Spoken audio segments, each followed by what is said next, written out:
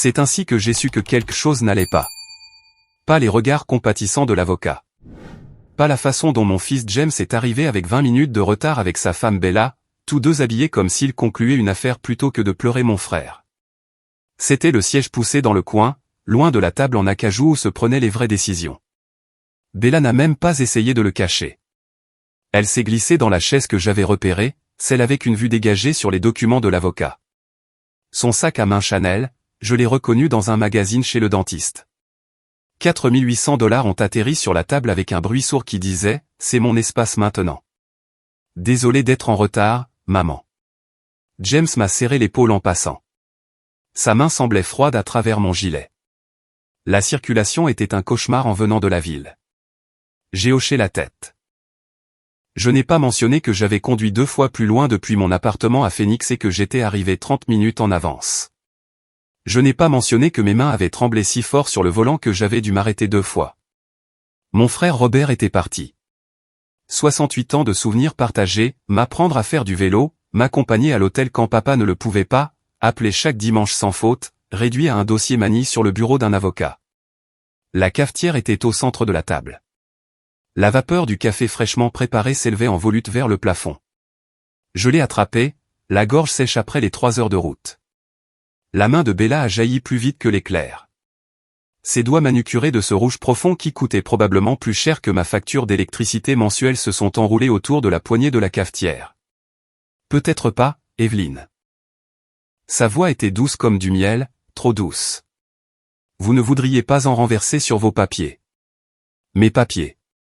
Comme si j'étais la vieille femme maladroite à qui on ne pouvait pas faire confiance avec des liquides chauds. J'ai retiré ma main lentement, les laissé reposer sur mes genoux, j'ai appuyé mon pouce dans ma paume jusqu'à sentir la morsure de mon propre ongle. C'est ainsi que j'ai su que je respirais encore, que j'étais encore présente, que je regardais encore ma belle-fille me traiter comme une enfant dans une pièce où j'étais censé être de la famille. Thomas Whitfield s'est éclairci la gorge. L'avocat de mon frère, recommandé par Robert lui-même, avait l'air fatigué. Le chagrin pesait lourdement dans les rides autour de ses yeux. Il connaissait Robert depuis 30 ans. Il était à l'enterrement il y a 3 jours, debout sous la pluie tandis que le reste d'entre nous se blottissait sous des parapluies. Commençons, a dit Thomas. James lui a fait un petit signe de tête, comme pour dire, allez-y, nous sommes prêts. Nous sommes prêts. Pas, nous sommes en deuil. Pas, c'est difficile. Prêt? Comme si c'était une réunion d'affaires pour laquelle il s'était préparé. J'ai serré plus fort mes mains sur mes genoux. Le cuir de mon sac à main s'enfonçait dans ma cheville là où je l'avais glissé sous ma chaise. À l'intérieur se trouvait une enveloppe scellée, papier crème, mon nom écrit de la main inimitable de Robert. Il me l'avait donné il y a 2 ans, après sa première crise cardiaque. Ne l'ouvre que si tu en as besoin, avait-il dit. Sa main avait tremblé en la pressant dans la mienne. Promets-moi, Evie. Seulement quand tu en auras besoin. J'avais promis. L'enveloppe avait vécu dans mon sac à main depuis, passant de sac en sac comme un talisman. Je ne comprenais pas. Thomas a commencé à lire. Les premières minutes étaient standards, les volontés de Robert concernant les funérailles, déjà exécutées. Une liste d'objets personnels pour de vieux amis. Un don à l'American Art Association. 5 000 $ au refuge où il faisait du bénévolat chaque samedi. Puis Thomas a fait une pause, a brassé des papiers, m'a jeté un regard qui ressemblait à de l'inquiétude. À ma sœur, Evelyne Gable, a-t-il lu, je lègue l'intégralité du chalet dans le comté de White Elk, Colorado, y compris son terrain, son contenu et l'acte de propriété associé. La propriété lui appartiendra en pleine propriété, libre de toute charge. Les mots flottaient dans l'air comme de la fumée. Quelques têtes se sont tournées vers moi. Le parajuriste, le notaire, l'assistante de Thomas qui prenait des notes dans le coin. James ne s'est pas tourné. Il a applaudi une fois, trop fort dans la pièce silencieuse. C'est une merveilleuse nouvelle, maman. Sa voix a retenti d'un enthousiasme fabriqué. Nous allons enfin pouvoir construire quelque chose ensemble. Nous, pas toi, pas félicitations pour avoir hérité de la propriété bien-aimée de ton frère. Nous. Bella s'est penchée en avant si vite que sa chaise a raclé le parquet. Un centre de villégiature familiale. Elle faisait déjà défiler quelque chose sur sa tablette, la lueur éclairant son visage. Des forfaits bien-être, peut-être des spéciaux de ski en hiver. James et moi avons développé des concepts.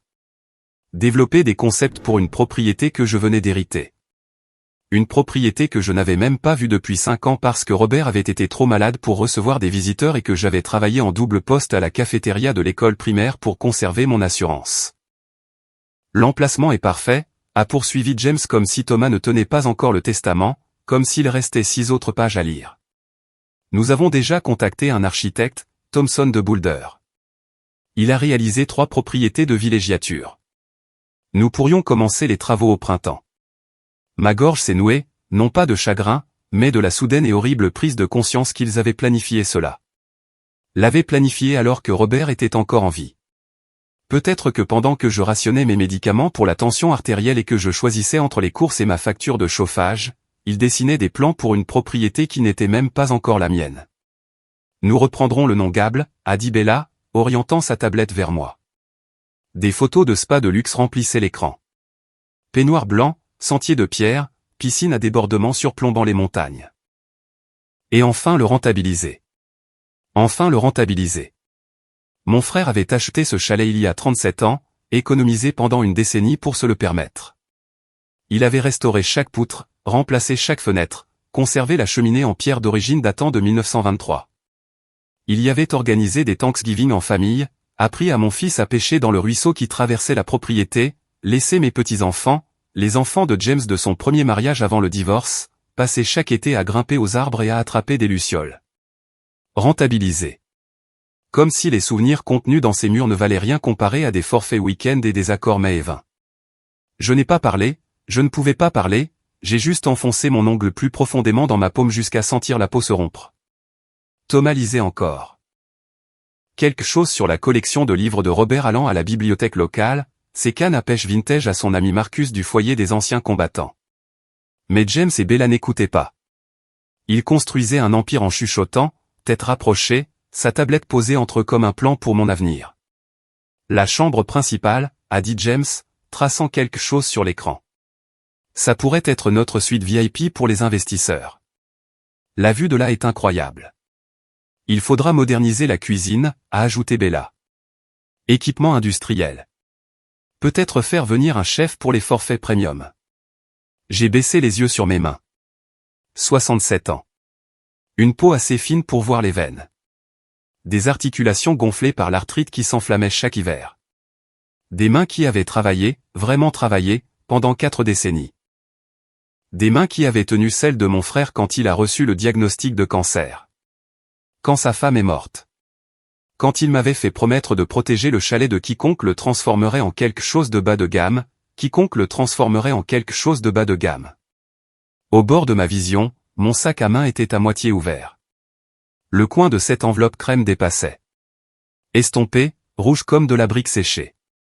Seulement quand tu en auras besoin. J'en avais besoin. Thomas a fini de lire. La pièce a commencé à se vider. Des gens offrant leurs condoléances. J'entendais à peine leurs mains. Je serrais automatiquement. Bella était déjà sur son téléphone, tapant rapidement. J'envoie un texto à l'architecte, a-t-elle annoncé à personne en particulier. Nous devrions faire l'arpentage avant l'hiver. James a touché mon bras. Maman, je sais que c'est bouleversant, mais ne t'inquiète pas. Je m'occuperai de tout. Profite juste de la vue. Détends-toi. Tu l'as bien mérité. Tu l'as bien mérité. Comme si on me mettait au rebut. Comme si le chalet était un cadeau de retraite au lieu d'un héritage.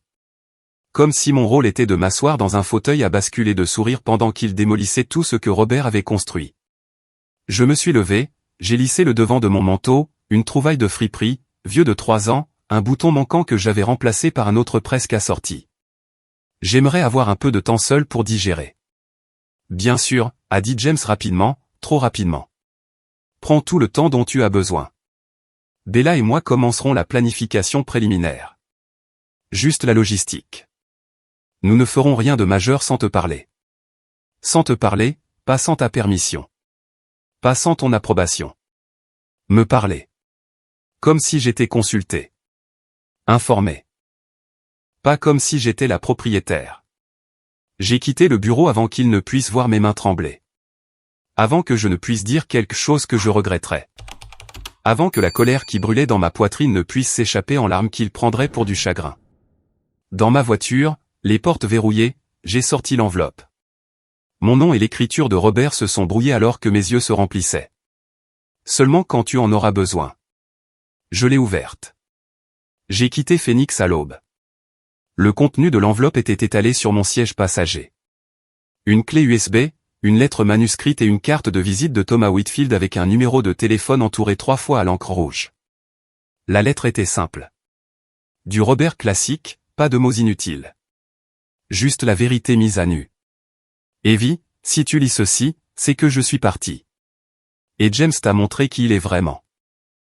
Il y a 3 ans, il est venu me demander 400 000 $. Il s'était mis dans le pétrin, des dettes de jeu, a-t-il dit. De mauvais investissements. Il avait besoin de régler ça avant que Bella ne le découvre. J'ai dit non. Pas parce que je ne les avais pas. Parce que je savais que lui donner de l'argent ne résoudrait pas le vrai problème. Il a dit quelque chose ce soir-là que je n'oublierai jamais. Tu devrais juste mourir. Alors tout serait à moi de toute façon. Je ne pense pas qu'il le pensait. Pas vraiment. Mais je l'ai entendu aussi clairement que le jour. Et j'ai su que je devais te protéger. Protéger le chalet. Il y a plus sur la clé USB. Des enregistrements vidéo. La preuve que James planifie cela depuis des années. Pas avec Bella.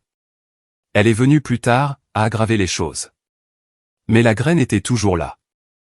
J'ai mis en place une clause de déclenchement dans le testament. Thomas est au courant.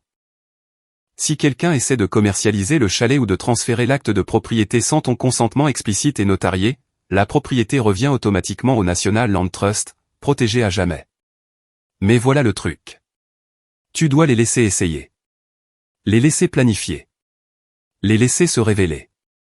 Ce n'est qu'alors que la clause s'activera. Et ce n'est qu'alors que tu verras James assez clairement pour faire le choix que je sais que tu devras faire. Je t'aime. Sois forte, Robert. J'avais dû m'arrêter sur une aire de repos quelque part au Nouveau-Mexique. Je suis resté assise sur le parking pendant 1 heure, moteur éteint, lisant la lettre jusqu'à ce que j'ai mémorisé chaque mot.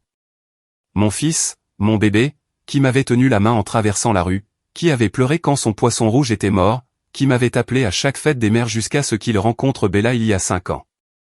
400 000 $ de dette de jeu. Tu devrais juste mourir. J'ai branché la clé USB sur mon ordinateur portable. Le seul luxe que je m'étais permis, un modèle reconditionné à 200 $ chez Best Buy pour pouvoir discuter en vidéo avec mes petits-enfants avant que le divorce de James ne mette fin à ses appels. La première vidéo datait d'il y a 3 ans, le bureau de Robert. Tard le soir, à en juger par l'obscurité derrière sa fenêtre. James était assis en face de lui, plus jeune, plus de cheveux, mais cette même expression que j'avais vue dans le bureau de l'avocat, confiant, arrogant, comme si le monde lui devait quelque chose.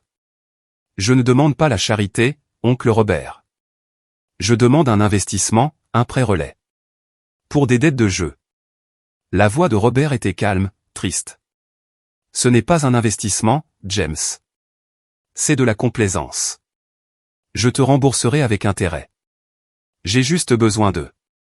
Ce dont tu as besoin, c'est d'aide. D'aide professionnelle. Il y a des programmes. Je n'ai pas besoin d'un programme. J'ai besoin de 400 000 $. La vidéo a continué, 15 minutes de James plaidant, raisonnant, puis finalement menaçant. Les mots qu'il avait dit, « Tu devrais juste mourir », sont arrivés à la minute 13. Décontracté, amer, jeté comme s'il se plaignait de la circulation. Robert était resté calme, avait dit à James de partir, de réfléchir à ce qu'il avait dit. James était parti. La vidéo s'est terminée. Il y avait 4 autres vidéos, chacune montrant James revenant, s'excusant, puis demandant à nouveau. Des approches légèrement différentes, le même désespoir en dessous. La dernière vidéo datait de 6 mois avant la mort de Robert. Bella est apparue pour la première fois. Monsieur Gable, avait-elle dit, perché sur le bord du canapé de Robert. Professionnel, soigné. Je suis ici pour aider à la médiation. James me dit qu'il y a eu des tensions. Il y a eu de l'honnêteté, avait répondu Robert. Quelque chose dont je soupçonne que vous n'êtes pas familière. Le sourire de Bella n'avait pas vacillé. Je comprends que vous soyez protecteur de votre patrimoine. C'est sage. Mais James est de la famille, et la famille prend soin les uns des autres. La famille ne menace pas la famille. La famille ne rôde pas comme des vautours attendant la mort. Personne ne rôde. Sa voix s'était refroidie. Nous planifions. Il y a une différence. Planifier quoi? L'avenir. Le chalet, plus précisément. C'est une propriété de valeur gaspillée. Elle s'était reprise. Elle pourrait être plus. C'est tout ce que je dis. Robert s'était levé. Cette conversation est terminée. Et Bella, je sais qui vous êtes. Rebecca Stone, la femme qui a détruit le ranch de la famille Reeves il y a 4 ans. Vous avez changé de nom, changé d'histoire, mais pas de méthode. La vidéo s'est terminée avec le visage de Bella figé par le choc. J'ai regardé les 5 vidéos 2 fois, pris des notes, tout copié sur une deuxième clé USB que j'ai gardée dans ma boîte à gants. Une habitude de mes années d'aide enseignante, toujours sauvegarder les fichiers importants. Puis j'ai conduit. 6 heures à travers le désert et les cols de montagne, ne m'arrêtant que pour l'essence et un café que je ne pouvais pas goûter. Le soleil de fin d'après-midi a frappé la cheminée en pierre, a fait briller les fenêtres d'un éclat doré. 2 étages de bois taillés à la main et de pierre de rivière. Le porche où Robert et moi avions l'habitude d'écosser les pois en été. La balançoire où j'avais lu des histoires à James quand il avait 5 ans, avant que la vie ne se complique. 2 voitures remplissaient déjà l'allée. La BMW de James, un camion d'entrepreneur avec Thomson Architecture sur le côté. Il m'avait devancé de plusieurs heures, peut-être assez longtemps pour commencer à s'installer.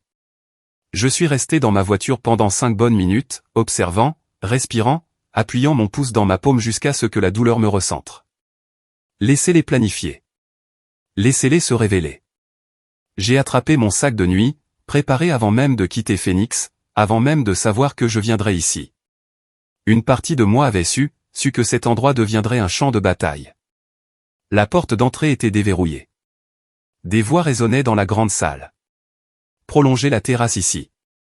L'enrouler autour du côté sud. Les permis prendront 60 jours minimum, mais j'ai des contacts. Prospectus pour les investisseurs d'ici la semaine prochaine. Nous avons besoin de chiffres. Je suis entré dans la grande salle. 12 personnes s'y affairaient. Pas seulement James et Bella. Un homme en chemise repassé avec des plans. 2 femmes avec des iPads. Un photographe installant du matériel d'éclairage dans le coin. James m'a vu le premier. Maman. Timing parfait. Viens rencontrer Dylan Thompson. C'est l'architecte dont je te parlais. Dylan Thompson a tendu la main. La trentaine, un sourire sincère, des callosités qui disaient qu'il travaillait vraiment de ses mains. Madame Gable, je suis désolé pour votre perte. Votre frère parlait très bien de vous. Vous connaissiez Robert? Quelque chose a vacillé sur le visage de Dylan. De l'inconfort.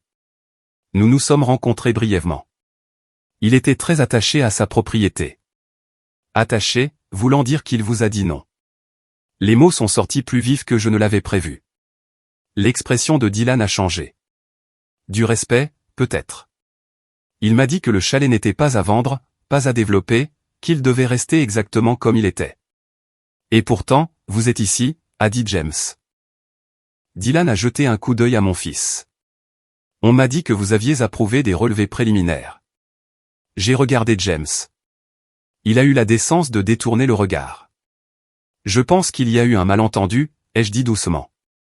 Le chalet m'a été légué, pas à James. Les décisions concernant son avenir m'appartiennent seules. Bien sûr, a interjeté Bella, douce comme de la soie. Personne ne suggère le contraire. Nous explorons simplement les possibilités. Nous anticipons la logistique, pour que lorsque vous serez prête à avancer, nous ayons des options. Lorsque vous serez prête à avancer, pas si, quand. Comme si mon accord était inévitable, comme si je n'étais qu'une signature en attente. J'aimerais que tout le monde parte, ai-je dit. Maintenant. C'est une propriété privée. La pièce s'est figée. Le photographe a baissé son appareil. Les femmes au iPad ont échangé des regards. Maman, a commencé James. Nous avons Dylan ici de Boulder. Il a un emploi du temps serré. Alors il devrait y aller. J'ai rencontré les yeux de Dylan. J'apprécie votre temps, mais quoi que James vous ait dit, quoi qu'il ait promis, ça n'arrivera pas. Dylan a hoché la tête lentement, a commencé à ranger ses plans. Je comprends, Madame Gable. Pour ce que ça vaut, votre frère aimait cet endroit. Il serait heureux qu'il soit entre vos mains. Il est parti. Les femmes au iPad ont suivi. Le photographe a commencé à démonter son matériel. Bella est restée. Elle textait furieusement, la mâchoire serrée. Vous venez de nous coûter 3 semaines de planification. Je ne vous ai rien coûté. Vous vous êtes fait ça à vous-même. Nous essayons de vous aider, a-t-elle sifflé. Cet endroit est un gouffre financier. Les impôts fonciers sont payés jusqu'à la fin de l'année. Robert s'en est assuré. J'avais trouvé ça dans les papiers du testament. Bien sûr qu'il l'avait fait. Il avait pensé à tout. Et après ça? Quel est votre plan, Evelyne? Vivre ici seul en jouant à la dinette avec des souvenirs pendant que le toit s'effondre? C'est ma décision. James a enfin parlé. Maman, s'il te plaît. Pouvons-nous juste en parler rationnellement? Rationnellement. J'ai posé mon sac, j'ai traversé la pièce jusqu'à la cheminée où se trouvait la photo de Robert, prise l'été dernier. Sourire large, yeux brillants malgré le cancer qui le rongeait de l'intérieur. Rationnellement, ça aurait été de me demander d'abord, avant d'engager des architectes, avant de faire des plans, avant de traiter mon héritage comme votre opportunité. C'est notre opportunité, a dit Bella sèchement. James est votre seul enfant, votre seul héritier. Tout ce que vous avez lui reviendra éventuellement. Nous ne faisons qu'accélérer le calendrier. Accélérer le calendrier. 4 mots qui disaient tout. J'étais un obstacle, un inconvénient, un retard dans leur plan. Sortez, ai-je dit. Pardon? Vous deux. Dehors. C'est ma maison maintenant. Vous n'êtes pas les bienvenus ici. James a pâli. Maman, tu ne le penses pas, je n'ai jamais rien pensé de plus clairement de ma vie. Bella a attrapé son sac. Bien. Nous allons vous laisser de l'espace pour vous calmer. Mais Evelyne, vous faites une erreur. Ce chalet vaut 1,38 million de dollars. Vous vivez de la sécurité sociale et de ce qu'il reste de l'assurance vie de papa. Vous avez besoin de nous. J'ai besoin de paix, et vous vous mettez en travers de mon chemin, ils sont partis. Enfin. Les talons de Bella claquant fort sur les planchers de bois. James traînant derrière comme un enfant grondé. Par la fenêtre, j'ai regardé leur BMW disparaître sur le chemin de gravier. Puis j'ai verrouillé la porte. Chaque porte. J'ai vérifié chaque fenêtre. Ce n'est qu'alors que je me suis laissé tomber sur le canapé de Robert. Le cuir a grincé, usé et doux par des années d'utilisation. Ses lunettes de lecture étaient toujours sur la table d'appoint, un livre marqué à mi-chemin, un méridien de sang, le même exemplaire qu'il essayait de finir depuis 3 ans. J'ai pris les lunettes, j'ai tracé les montures, j'ai laissé les larmes venir. Mon frère était parti. Mon fils était devenu un étranger, et j'étais seul dans une maison pleine de fantômes, tenant une clé USB pleine de trahison. Mais je n'étais pas impuissante. Robert y avait veillé. J'ai sorti mon téléphone. Le numéro de Thomas Whitfield était toujours dans mes appels récents. Il a répondu à la 2e sonnerie. Evelyne, je me demandais quand vous appelleriez. Parlez-moi de la clause de déclenchement, ai-je dit. Parlez-moi de tout. Je l'ai découvert cette première nuit, après que Thomas m'ait expliqué les protections légales que Robert avait intégrées au testament. J'explorais le chalet, réapprenant ses coins, me souvenant quelle latte de plancher craquait, où la lumière tombait le mieux l'après-midi. Le bureau de Robert était au bout du couloir à l'étage. Porte en chêne lourd, poignée en laiton qui avait toujours tourné facilement auparavant. Maintenant, elle ne bougeait plus. J'ai réessayé, tiré plus fort, pressé mon oreille contre le bois, écoutant je ne sais quoi. Un signe qui expliquerait pourquoi l'espace privé de mon frère était soudainement interdit dans une maison que je possédais supposément. Evelyne. La voix de James flottait depuis le rez-de-chaussée. J'ai reculé brusquement de la porte. Il n'était pas censé être là. Je leur avais dit de partir. Je leur avais dit, où es-tu? J'ai descendu les escaliers lentement, j'ai trouvé James dans la cuisine en train de faire du café comme s'il était chez lui. Bella n'était nulle part en vue. Qu'est-ce que tu fais ici? Je viens prendre de tes nouvelles. Il avait l'air sincère, inquiet, le fils que je me souvenais d'avant. Je me sentais mal pour tout à l'heure, pour la façon dont nous avons géré les choses. Tu veux dire pour avoir prévu de commercialiser ma propriété sans demander? Ouais, ça. Il a passé une main dans ses cheveux, un geste que je reconnaissais, que je l'avais vu faire depuis qu'il était adolescent luttant avec ses devoirs. On s'est emballé. Je me suis emballé. J'ai attendu. Je ne l'ai pas aidé. Je ne lui ai pas offert un pardon qu'il n'avait pas mérité. Le truc, c'est, a-t-il continué, je dois de l'argent à des gens. De mauvais investissements. Je pensais que si je pouvais lancer ce projet de villégiature, je pourrais tout réparer. Tout arranger. Combien? Quoi? Combien dois-tu? James a détourné le regard. Ce n'est pas important. Combien, James? 350 000 $. Le chiffre est tombé comme une pierre. Peut-être plus avec les intérêts. Mon sang s'est glacé. Le jeu, son silence était une réponse suffisante. Mon Dieu. James. Je me suis affalé sur une chaise. Ton oncle a essayé de t'aider il y a 3 ans. Tu lui as dit de mourir. Il te l'a dit? Le visage de James est devenu blanc. Il avait promis qu'il ne le ferait pas, il est mort, James. La promesse est morte avec lui. Je ne le pensais pas. Tu dois le savoir. J'étais désespéré. J'ai dit quelque chose de stupide. Tu as dit quelque chose de vrai. Je me suis levé. Tu le voulais mort pour pouvoir hériter. Pour pouvoir réparer tes erreurs avec son argent. Non, maman. Non. Je voulais de l'aide. Je me noyais. Et maintenant, tu m'entraînes avec toi. Ce n'est pas, il s'est arrêté, à recommencer. Bella a des investisseurs, des vrais. Si on peut juste faire convertir le chalet, on gagnera assez pour tout rembourser avec des bénéfices. Tu serais à l'abri pour le reste de ta vie. Je ne veux pas être à l'abri. Je veux être libre. Libre de quoi? De vivre ici seul? Tu ne peux pas entretenir cet endroit seul. Le système de chauffage a 30 ans. Le toit a besoin de travaux. La fosse septique. Tout va bien. Robert entretenait tout. Il tenait des registres. Je les avais trouvés aussi, dans le classeur près du chauffe-eau. Reçu, garantie et évaluation professionnelle. Mon frère avait été méticuleux. James s'est affalé contre le comptoir. Je n'ai pas le temps, maman. Les gens à qui je dois de l'argent, ils ne sont pas patients. Si je n'ai rien de solide d'ici le mois prochain, ils vont. Il s'est arrêté. Vont quoi? Rien.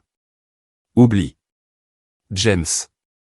J'ai traversé la pièce, j'ai posé ma main sur son bras, je l'ai senti trembler. Dans quoi es-tu impliqué? Rien que je ne puisse régler. Si tu signes juste l'acte de propriété temporairement, on mettra en place une fiducie, à ton nom, mais tu me donneras procuration pour gérer la partie commerciale. J'ai reculé. Non. Maman, non. Je ne signe rien.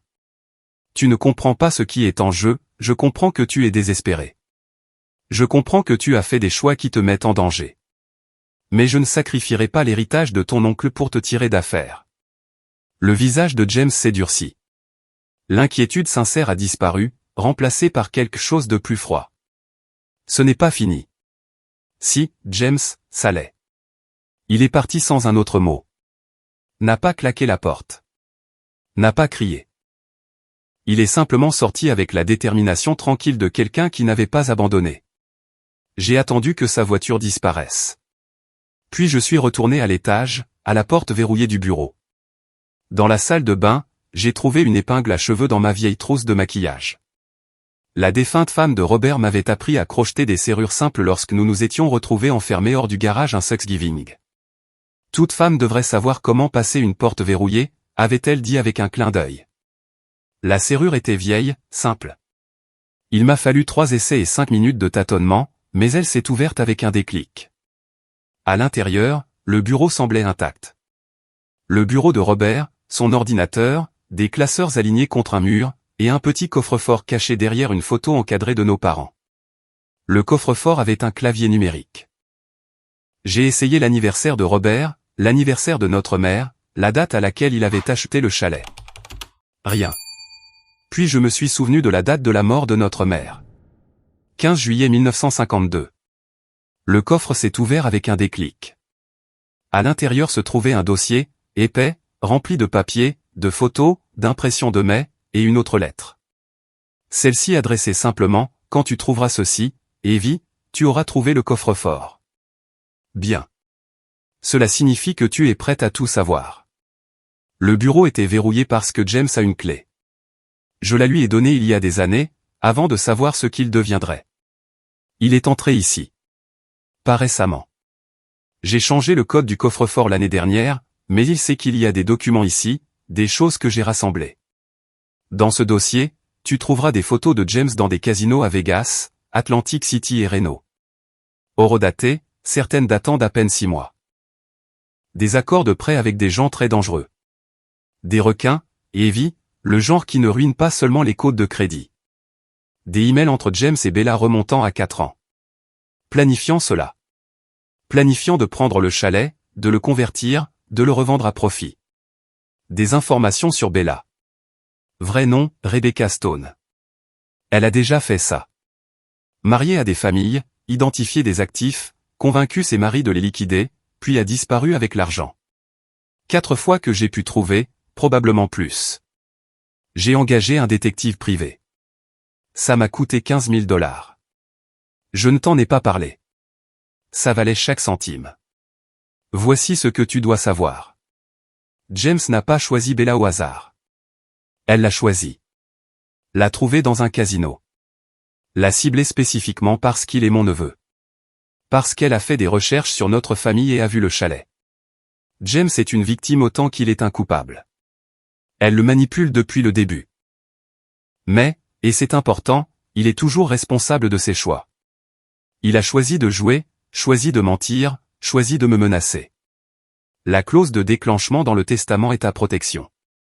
Tant que tu ne signes rien, tant que tu n'acceptes pas de commercialiser ou de transférer la propriété, elle reste tienne. Au moment où quelqu'un essaie de te forcer, essaie de déposer des documents frauduleux, essaie de revendiquer la propriété qu'ils n'ont pas, le chalet est automatiquement transféré au National Land Trust.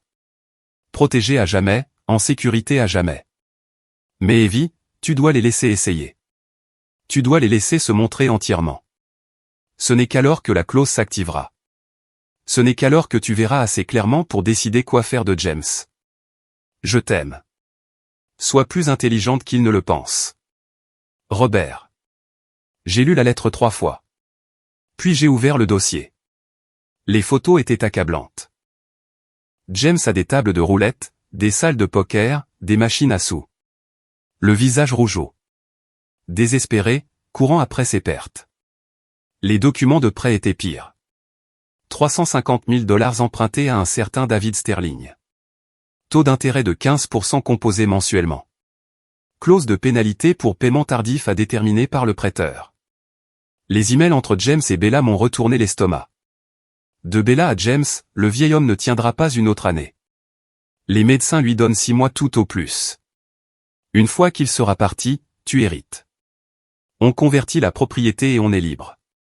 Fais juste en sorte qu'il soit content. Fais-lui croire que tu t'inquiètes. De James à Bella, et s'il le laisse à maman à la place. De Bella à James, alors on passera par elle. Elle te fait confiance. Elle signera tout ce que tu lui mettras sous le nez. Les femmes de son âge ne comprennent de toute façon pas les documents juridiques. Les dates remontaient à 2 ans, bien avant le déclin final de Robert. Ils avaient planifié cela alors qu'il était encore en bonne santé, encore plein d'espoir. J'ai photographié chaque page avec mon téléphone, tout copié sur mon ordinateur portable, sauvegardé sur le cloud, sur ma clé USB, sur un disque dur externe que j'ai trouvé dans le tiroir du bureau de Robert. Puis j'ai tout remis exactement comme je l'avais trouvé. J'ai fermé le coffre-fort, verrouillé la porte du bureau. En bas, j'ai fait du thé, je me suis assise à la table de la cuisine, j'ai regardé le soleil se coucher à travers les fenêtres ouest, peignant les montagnes de pourpre et d'or. Mon téléphone a vibré. Un texto de James. Maman, je suis désolé pour tout à l'heure. On peut réessayer. Dîner demain? Je n'ai pas répondu. Un autre texto est arrivé 5 minutes plus tard, d'un numéro que je ne reconnaissais pas. Madame Gable, c'est Dylan Thompson, l'architecte. Je voulais vous contacter personnellement. Votre fils m'a contacté il y a 3 mois à propos du chalet. Il m'a dit que vous étiez âgé, en déclin mental, et qu'il avait une procuration. Je l'ai cru. J'aurais dû vérifier. Je suis désolé. Si vous avez besoin de quelqu'un pour témoigner de ce qu'il a prétendu, je suis prêt. Voici mon numéro direct. J'ai enregistré le contact. J'ai répondu « Merci. Je pourrais bien accepter votre offre. » Sa réponse est venue immédiatement. J'ai déjà vu ça. Des enfants adultes qui profitent de leurs parents. C'est plus courant que les gens ne le pensent. Protégez-vous. J'ai posé le téléphone, j'ai entouré la tasse de thé de mes mains, j'ai laissé la chaleur s'infiltrer dans mes articulations arthritiques. Protégez-vous. Robert m'avait donné les outils, les protections légales, les preuves, les avertissements. Maintenant, il me suffisait d'être assez forte pour les utiliser. Je n'ai pas répondu aux appels de James, ni à ses textos, j'ai laissé les messages vocaux de Bella s'accumuler sans les écouter. J'ai passé le temps à réapprendre le chalet. Chaque pièce, chaque placard, chaque cachette de nos jeux d'enfance de cache-cache. J'ai trouvé le journal de Robert dans sa table de chevet. Des pages reliées en cuir remplies de son écriture d'ordre de médecin. Les entrées de la dernière année étaient douloureuses à lire. 15 juin, James a de nouveau appelé pour s'enquérir de ma santé. Pas, comment te sens-tu, mais, as-tu mis à jour ton testament récemment? J'ai fait semblant de ne pas remarquer. 21 juillet, Evelyne est venue, a apporté son fameux pain aux courgettes. Je ne lui ai pas parlé du diagnostic de stade 4. Elle a assez de soucis. Son immeuble est en vente. Elle cherche des endroits qu'elle peut à peine se permettre. 10 août, j'ai surpris James dans mon bureau. Il a dit qu'il cherchait de vieilles photos. Le coffre-fort était chaud quand j'ai vérifié plus tard. Il a essayé de l'ouvrir. A échoué. 3 septembre, rencontre avec Thomas. Mise en place de la clause de déclenchement. Si j'ai raison à propos de James et Bella, cela protégera Evie. Si j'ai tort, elle peut l'annuler. Quoi qu'il en soit, c'est elle qui choisit, pas eux. 28 septembre, James a amené Bella à dîner. Elle a posé des questions détaillées sur la valeur de la propriété, les coûts d'entretien, l'assurance. A pris des photos de chaque pièce avec son téléphone. Il pense que je ne remarque rien. 15 octobre, douleur thoracique pire. L'hôpital dit peut-être 3 mois. Je n'ai rien dit à personne. Je dois d'abord finir de tout sécuriser pour Evie. 1er novembre, j'ai changé la combinaison du coffre-fort, ajouté de nouveaux documents. Si Evie trouve ça, elle saura quoi faire. Elle est plus forte qu'elle ne le pense. Le journal s'arrêtait là, 3 semaines avant sa mort. Je me suis assise sur son lit, tenant le journal, et j'ai pleuré pour mon frère, pour le fils que j'avais élevé qui était devenu quelqu'un que je ne reconnaissais pas. Pour l'avenir qui aurait dû être différent. Puis j'ai séché mes yeux, j'ai remis le journal à sa place, je suis descendu pour préparer le dîner. C'est là que j'ai entendu les voix dehors. Par la fenêtre de la cuisine, je les ai vus, James et Bella, debout à côté d'un camion de l'évaluateur du comté. Une femme en veste gouvernementale parcourait le périmètre de la propriété avec eux, prenant des notes. J'ai ouvert la porte, je suis sorti sur le porche. Qu'est-ce qui se passe? L'évaluatrice a levé les yeux, surprise. James a souri de ce sourire trop éclatant qui signifiait qu'il était pris. Maman. Salut. Voici Linda du bureau de l'évaluateur du comté. Juste une évaluation de routine pour les registres de propriété. Routine, ai-je répété. Linda a regardé entre nous, sentant clairement la tension. Madame, êtes-vous la propriétaire? Je le suis. Alors je m'excuse. On m'a dit que le propriétaire avait demandé cette évaluation pour un éventuel rezonage. Je n'ai rien demandé de tel, James est intervenu. J'ai du mal communiquer, Linda. Désolé pour la confusion. On peut reprogrammer. Inutile de reprogrammer, ai-je dit. Parce qu'il n'y aura pas de rezonage, pas d'évaluation, pas de changement à cette propriété, quel qu'il soit. Linda a hoché la tête, fermant son carnet. Compris. Monsieur Gable, veuillez ne plus contacter notre bureau sans l'autorisation écrite du propriétaire légal. Elle a jeté à James un regard qui suggérait que ce n'était pas la première fois qu'elle était confrontée à cette situation. Après son départ, je me suis tourné vers James et Bella. Vous avez essayé de faire résonner la propriété sans me le dire. Nous étions proactifs, a dit Bella. Le zonage actuel est résidentiel.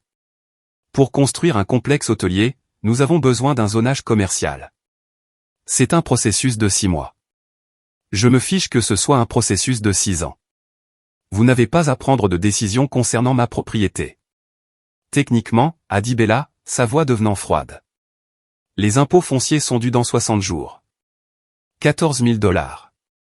Où comptez-vous exactement trouver cet argent? Mon estomac s'est noué. J'avais vu la facture d'impôts fonciers dans les dossiers de Robert. Il avait payé 1 an à l'avance, mais c'était il y a 14 mois. Le prochain paiement arrivait à échéance. 14 000 $, plus que ce que j'avais en économie, plus que ce que je pouvais gagner en 6 mois avec la sécurité sociale. Bella a vu mon expression et a souri. Nous proposons de les couvrir en tant qu'investissement en échange d'une procuration pour gérer le développement commercial de la propriété. Vous conservez la propriété. Nous nous occupons de tout le reste. Et la clause de mon frère? Quelle clause? Mais ses yeux l'ont trahi. Elle connaissait la clause de déclenchement. La clause qui fait que le chalet revient au National Land Trust si quelqu'un essaie de le commercialiser. James et Bella ont échangé des regards, rapides, inquiets. Nous avons parlé à un avocat, a finalement dit James. Il y a des moyens de contourner ça. Des contestations juridiques, des clauses de droits acquis. Sortez de ma propriété. Maman. Dehors. Ils sont partis, mais les mots de Bella résonnaient dans ma tête. Où comptez-vous exactement trouver 14 000 $? Je ne savais pas. Mais j'avais 60 jours pour trouver une solution. Ce soir-là, j'ai de nouveau appelé Thomas Whitfield. L'impôt foncier, ai-je dit. Si je ne peux pas le payer, le comté peut. Pas saisir la propriété, a-t-il interrompu. Pas immédiatement. Il y a un délai de grâce. Des pénalités, mais pas de saisie avant au moins 1 an. Et s'il le paie, James et Bella? Ils peuvent essayer, mais à moins que vous ne signiez des documents l'acceptant comme un prêt avec des conditions, ils font un don. Ils n'ont aucune créance. Donc je les laisse payer? Evelyn. La voix de Thomas était douce. Votre frère vous a laissé plus que le chalet. Il y a un compte bancaire. Il ne l'a pas mentionné à la lecture du testament parce qu'il voulait que ce soit privé, entre vous et moi. Combien? 87 000 $. Assez pour couvrir les impôts fonciers pendant 5 ans. Entretien, frais de subsistance. Je me suis assise lourdement. Il ne me l'a jamais dit. Il voulait s'assurer que James ne le sache pas. Qu'il ne compte pas dessus. Cet argent est à vous. Sans condition, sans homologation. Transféré directement le jour après la lecture du testament. Pourquoi ne me l'avez-vous pas dit? Je vous le dis maintenant, quand vous avez besoin de le savoir. Il a fait une pause. Robert a été très clair sur le timing. Elle devra d'abord voir la vraie nature de James, a-t-il dit. Ensuite, elle devra savoir qu'elle n'est pas piégée. J'ai vérifié mon compte bancaire. C'était là. Déposé il y a 3 jours. J'avais été si bouleversé que je n'avais même pas regardé. 87 400 $. Le dernier cadeau de mon frère, sa dernière protection. J'ai de nouveau pleuré. Des larmes de soulagement cette fois. J'avais des options. J'avais du temps. J'avais des ressources qu'ils ignoraient. Maintenant, il me fallait juste un plan. Une pluie froide d'automne qui a transformé l'allée de gravier en boue et a fait pleurer les fenêtres. J'ai allumé un feu dans la cheminée en pierre, je me suis enveloppé dans une vieille chemise en flanelle de Robert et j'ai organisé mes preuves. 3 dossiers. 1. Financier, les dettes de James, les antécédents de Bella, les photos du casino. 2. Juridique, la clause de déclenchement, l'acte de propriété, la documentation de Thomas. 3. Communication, email, texto, conversation enregistrée. J'avais besoin de plus de preuves qu'ils essayaient activement de me frauder. Plus de documentation qui tiendrait la route si cela allait au tribunal. C'est là que je me suis souvenu que James avait dit que Bella avait des investisseurs, des vrais, des gens qui mettaient de l'argent réel dans leur projet de villégiature. Si je pouvais prouver qu'il sollicitait des investissements pour une propriété qu'il ne possédait pas, c'était de la fraude. Clair, poursuivable. J'ai ouvert mon ordinateur portable, j'ai cherché Pinacle Venture et Rebecca Stone. Les résultats étaient accablants. 4 procès en 5 ans. Chacun suivant le même schéma. Rebecca Bella se liait d'amitié avec des familles riches, identifiait des actifs de valeur, les convainquait d'investir ou de développer les propriétés, puis disparaissait avec le capital pendant que les propriétés étaient saisies. La famille Reeves du Montana avait perdu un ranch de 2000 acres. Les Miller de l'Oregon avaient perdu un hôtel en bord de mer. La famille Patterson de Washington avait perdu 3 cafés et leur maison familiale. Dommages totaux pour tous les cas, 4,8 millions de dollars. Et elle n'avait jamais fait de prison. Pourquoi? J'ai creusé plus profondément. J'ai trouvé la réponse dans les documents judiciaires. Elle avait utilisé des sociétés écrans, fait paraître les investissements légitimes. Le temps que les familles réalisent ce qui s'était passé, elle avait transféré l'argent à l'étranger et déposé le bilan sous le nom de l'entreprise. Elle avait appris de chaque cas, était devenue meilleure pour cacher ses traces. Maintenant, elle avait jeté son dévolu sur notre chalet. J'ai tout imprimé, l'ai ajouté au dossier, j'ai photographié chaque page et je l'ai téléchargé sur 3 comptes cloud distincts. S'il détruisait les preuves physiques, j'aurais toujours des sauvegardes. Mon téléphone a sonné. Numéro inconnu. Bonjour, Madame Gable. C'est Rick Sanderson. Je suis l'entrepreneur que Dylan Thompson a recommandé. Il a dit que vous pourriez avoir besoin de quelqu'un pour des réparations. Je n'ai pas demandé d'entrepreneur. Je sais. Dylan était inquiet. Il a dit que votre fils a fait des affirmations. Dylan pensait que vous pourriez avoir besoin de quelqu'un de local, quelqu'un qui pourrait documenter l'état réel de la propriété au cas où vous auriez besoin de contester de fausses affirmations sur des réparations nécessaires. J'ai compris immédiatement. Vous proposez d'être un témoin?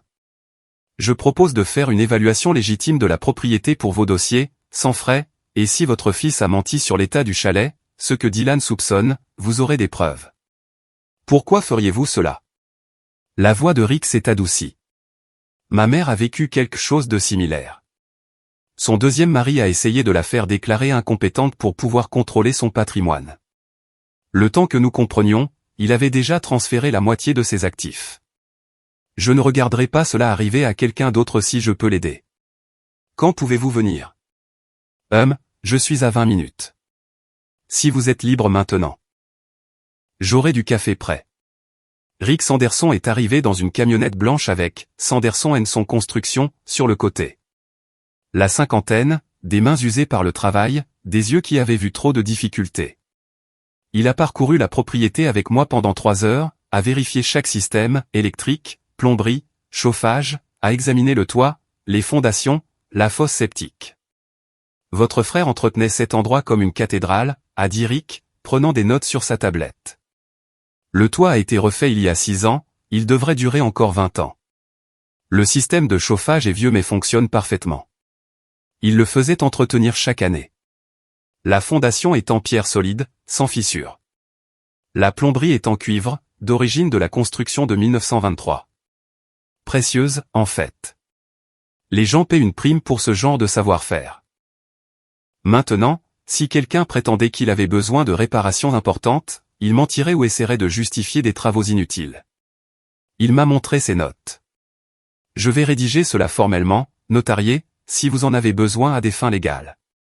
J'en aurai besoin. Il a hoché la tête. N'a pas demandé pourquoi. N'en avait pas besoin. Avant de partir, Rick m'a donné sa carte. Au dos, il avait écrit un numéro de téléphone.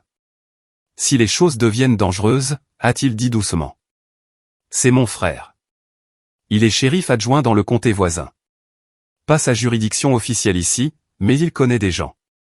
C'est comment gérer les situations où les familles deviennent violentes. Vous pensez que ça arrivera? Madame Gable. Je fais ça depuis 30 ans. J'ai vu ce que le désespoir fait aux gens. Votre fils doit de l'argent à des gens dangereux. Sa femme a un passé de fraude. Ce chalet vaut plus d'1 million de dollars. Il a rencontré mes yeux. Ils ne vont pas abandonner. Et quand des gens comme ça deviennent désespérés, ils deviennent dangereux. Après le départ de Rick, je me suis assise sur le porche sous la pluie. J'ai laissé le froid s'infiltrer à travers la chemise en flanelle de Robert. J'ai regardé les montagnes disparaître dans les nuages. Dangereux. J'avais pensé à cela comme une bataille juridique, un drame familial. Mais Rick avait raison. C'était plus grand. James devait 350 000 $ à un certain David Sterling. S'il ne pouvait pas payer, que ferait Sterling? Et Bella, elle avait déjà détruit 4 familles. Que ferait-elle pour s'assurer de sa 5e prise? J'ai pensé au bureau verrouillé, au fait que James avait une clé, qu'il savait qu'il y avait des documents dans le coffre-fort. Et s'il n'abandonnait pas? Et s'il essayait de s'introduire à nouveau? Et s'il essayait de me forcer à signer des papiers? Et si, et cette pensée m'a glacé le sang, et s'il décidait que j'étais l'obstacle? Femme âgée vivant seule, propriété isolée, problème cardiaque. Les accidents arrivaient tout le temps. Je suis rentré, j'ai verrouillé chaque porte, chaque fenêtre, je les ai vérifiées 2 fois. Puis j'ai appelé Thomas Whitfield une fois de plus. Je dois mettre à jour mon testament, ai-je dit. Ce soir, demain au plus tard. À quoi pensez-vous? Si quelque chose m'arrive, quoi que ce soit de suspect, je veux une enquête complète. Je veux que la clause de déclenchement soit activée immédiatement. Je veux que tous mes actifs aillent à des œuvres de charité, pas à James. Et je veux que Dylan Thompson et Rick Sanderson servent de témoins de mon état mental et des menaces que j'ai reçues. Evelyn, pensez-vous que vous êtes en danger? Je pense que je suis un inconvénient valant 1,38 million de $ pour des gens qui ont déjà prouvé qu'ils étaient prêts à commettre une fraude. Thomas est resté silencieux un long moment. Je vais rédiger la mise à jour ce soir. Nous nous verrons demain matin, à la 1re heure. Et Evelyn, envisagez de rester ailleurs. Un hôtel, chez un ami. Non. Si je pars, ils sauront qu'ils ont gagné, que j'ai peur. Avoir peur n'est pas une faiblesse. C'est de la sagesse. Robert n'a pas fui. Je ne fuirai pas non plus. Cette nuit-là, j'ai à peine dormi. Chaque son était une menace potentielle. Chaque craquement du vieux bois était un intrus. À 3 heures du matin, j'ai entendu une voiture dans l'allée. J'ai attrapé mon téléphone, j'ai composé le 911, mais je n'ai pas appuyé sur envoyer. J'ai attendu. La voiture a tourné au ralenti pendant 5 minutes, puis est repartie. Le matin, j'ai trouvé des traces de pneus dans la boue et des empreintes de pas menant à la fenêtre du bureau. Quelqu'un avait essayé de regarder à l'intérieur, était resté là, scrutant à travers la vitre. Ils observaient, planifiaient, et je manquais de temps pour garder une longueur d'avance sur eux. Ou peut-être que ce n'était pas un accident. Peut-être qu'une partie de moi savait qu'il fallait regarder plus profondément, ne pas accepter la surface polie qu'elle présentait. C'est le logo qui a tout déclenché, ce petit triangle en argent sur la brochure qu'elle avait jetée, celle de « l'expérience Gable ». Je l'avais déjà vu quelque part, il y a des années, dans une conversation avec mon défunt mari. Michael avait été conseiller financier, conservateur, prudent, le genre d'homme qui lisait les petits caractères de tout. Un soir, au dîner, il m'avait montré un article sur les sociétés d'investissement prédatrices. Ces gens, avait-il dit en tapotant la page, ils ciblent les entreprises familiales, offrent des capitaux, font croire à un partenariat, puis ils ensevelissent la famille sous la paperasse jusqu'à ce qu'ils possèdent tout. Le logo dans cet article était un triangle en argent. Pinnacle Venture Group. Je me suis assise au bureau de Robert à 4 heures du matin, incapable de dormir après avoir trouvé ses empreintes. Mon ordinateur portable brillait dans l'obscurité alors que je cherchais. Pinnacle Venture avait un site web officiel, propre, professionnel, des témoignages de clients satisfaits, des photos de propriétés réussies. Mais une recherche plus approfondie a révélé les failles. Des procès, 4 d'entre eux intentés dans différents États au cours des 7 dernières années. J'ai cliqué sur le premier cas, Reeves et Pinnacle Venture, LLC, tribunal de district du Montana, 2019. La famille Reeves possédait un ranch de bétail près de Billings, 2000 acres, 3 générations sans dette, jusqu'à ce que Rebecca Stone entre dans leur vie. Selon les documents du tribunal, Rebecca avait épousé Daniel Reeves, le plus jeune fils. En 6 mois, elle avait convaincu la famille de contracter des prêts contre la propriété pour moderniser les opérations. Pinnacle Venture a fourni le capital à 18% d'intérêt. Lorsque les Reeves n'ont pas pu effectuer les paiements, Pinnacle a saisi la propriété. La famille a tout perdu. Le ranch a été vendu aux enchères pour 2,1 millions de dollars. Pinnacle l'a acheté par l'intermédiaire d'une société écran. Rebecca a disparu 2 semaines avant la saisie. A divorcé de Daniel par email. A prétendu n'avoir rien su des arrangements commerciaux. Le procès n'a mené à rien. Rebecca avait trop bien brouillé les pistes. J'ai consulté les autres cas. Famille Miller en Oregon, hôtel en bord de mer. Famille Patterson à Washington, chaîne de café et maison familiale. Famille Thompson en Idaho, immobilier commercial. Le même schéma à chaque fois. Rebecca se mariait, identifiait des actifs de valeur, convainquait les familles de les utiliser comme levier pour obtenir des capitaux de développement de Pinnacle, puis disparaissait lorsque tout s'effondrait. 4,8 millions de dollars de dommages au total. Et maintenant, elle était mariée à mon fils et ciblait notre chalet. Mais voici ce qui m'a fait trembler les mains en lisant. Dans chaque cas, il y avait eu des signes avant-coureurs avant l'effondrement. Des accidents suspects. Un incendie à l'hôtel Miller qui a détruit les dossiers financiers. Un accident de voiture qui a blessé le père de Patterson juste avant qu'il ne rencontre des avocats. La mère de Thompson avait fait une chute qui l'avait laissé hospitalisé pendant des négociations cruciales. Rien de prouvable, rien de poursuivable, mais un schéma. Femme âgée vivant seule, propriété isolée. J'ai pris des captures d'écran de tout. J'ai envoyé des copies à 3 comptes email différents. J'ai imprimé les pages les plus accablantes et les ai ajoutées à mes dossiers. Puis j'ai fait quelque chose que je n'avais pas prévu. J'ai cherché David Sterling, l'homme à qui James devait 350 000 dollars. Ce que j'ai trouvé m'a glacé le sang. Il était le PDG et principal actionnaire de Pinnacle Ventures. Ce qui signifiait que Bella n'avait pas seulement trouvé James au hasard dans un casino. Elle travaillait pour Sterling. Cela avait été planifié depuis le début. Trouver la cible. Créer la dette. Offrir la solution. Prendre l'actif. Mon soleil était un pion dans un jeu que je commençais seulement à comprendre. Le soleil se levait quand j'ai finalement fermé mon ordinateur portable. La lumière grise filtrait à travers les pins, donnant aux montagnes l'aspect de peinture à l'aquarelle. Belle et irréelle. J'ai fait du café. Fort et noir. Je me suis assise à la table de la cuisine et j'ai essayé d'organiser mes pensées. James était désespéré. Bella était une escroc. David Sterling était le marionnettiste. Mais pourquoi cette propriété, spécifiquement? Le Colorado comptait des centaines de chalets, des milliers de propriétés valant plus que la nôtre. J'ai rouvert le journal de Robert, je suis allé aux entrées d'il y a 8 ans. 3 avril 2017, cet homme est revenu. David Sterling se dit promoteur. Veut acheter le chalet pour une société de villégiature. A offert 900 000 dollars. J'ai dit non. Il n'était pas content. 17 avril 2017, Sterling est revenu, a offert 1,2 million. Quand j'ai refusé, il a dit que je gaspillais un potentiel. Est devenu agressif. J'ai appelé le shérif. 2 mai 2017, Sterling a envoyé des avocats. Ils ont trouvé une ancienne concession minière de 1891 qui lui donnerait soi-disant des droits miniers sur ma terre. Complète fabrication. Je l'ai signalé au procureur général de l'État. 15 juin 2017, Sterling arrêté pour fraude. Pas mon cas, autre chose.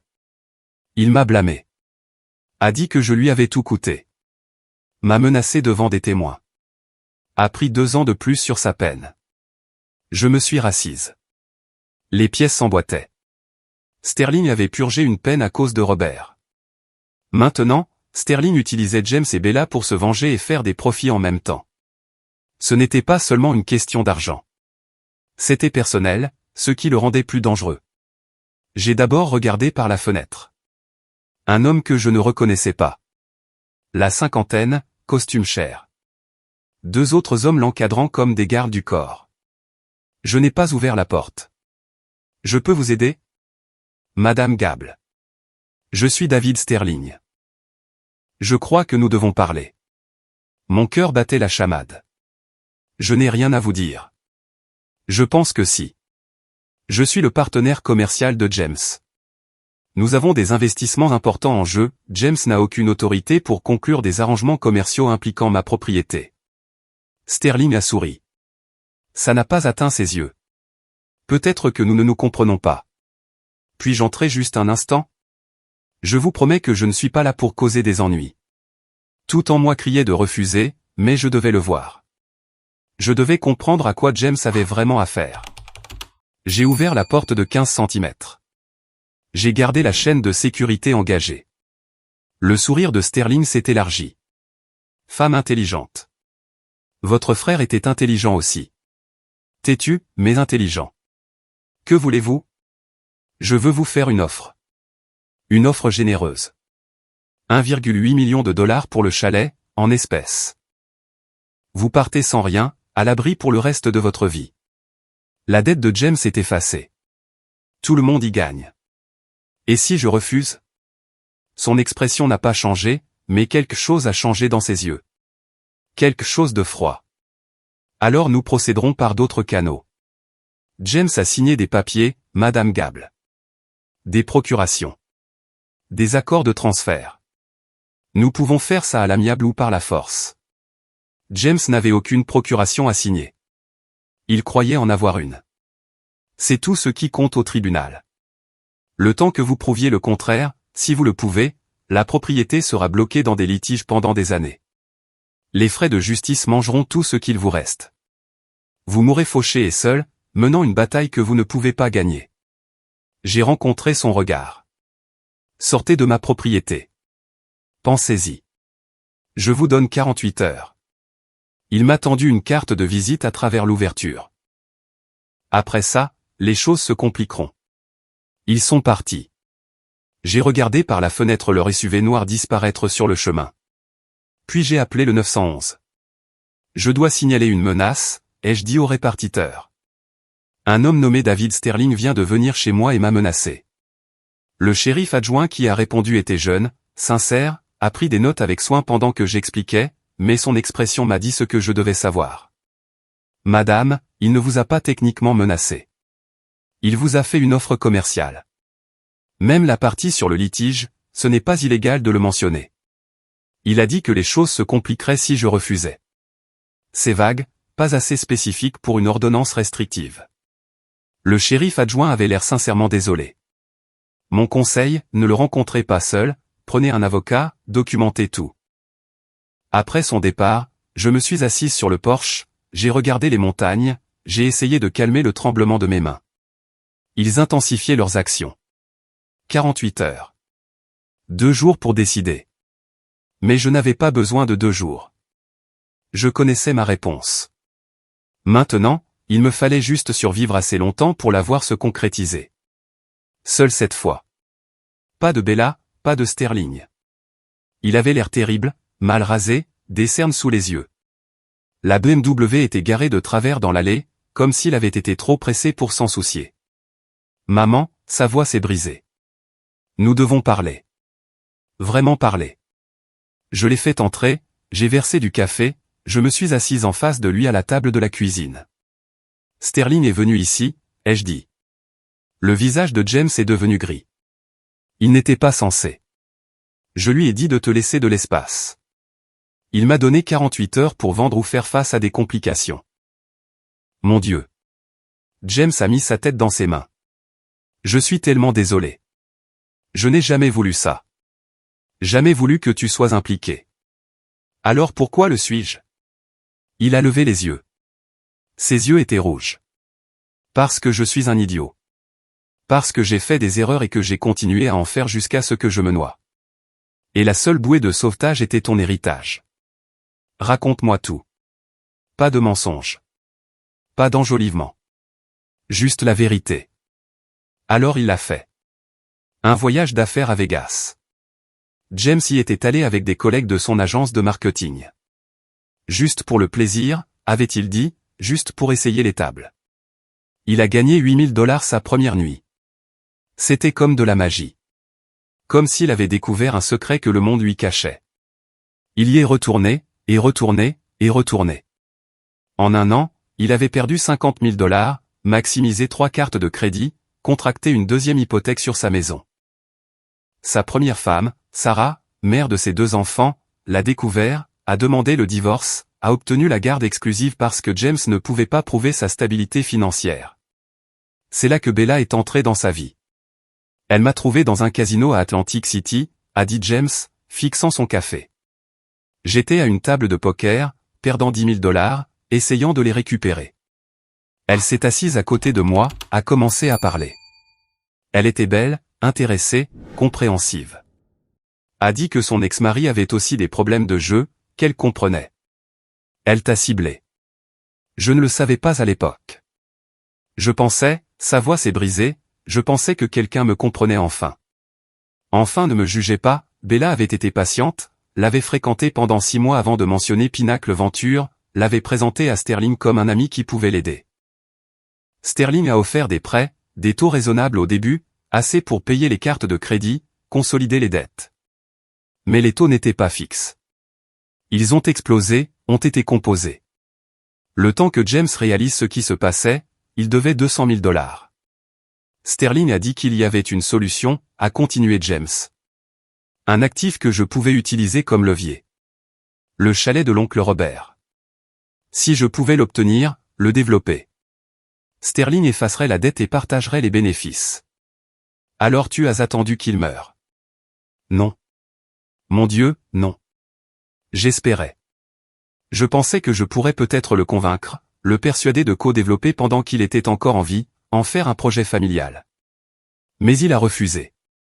Il a vu clair. Il a vu clair en moi. Les mains de James tremblaient maintenant. Ce soir-là, quand j'ai dit. Quand je lui ai dit de juste mourir, j'étais ivre, désespéré. Je ne le pensais pas. Mais je ne peux pas le reprendre. Et Bella, elle a poussé, a continué à pousser, a dit que nous manquions de temps. Que Sterling devenait impatient. Que si je ne livrais pas, il... James s'est arrêté. Il ferait quoi? Il te ferait du mal pour me motiver.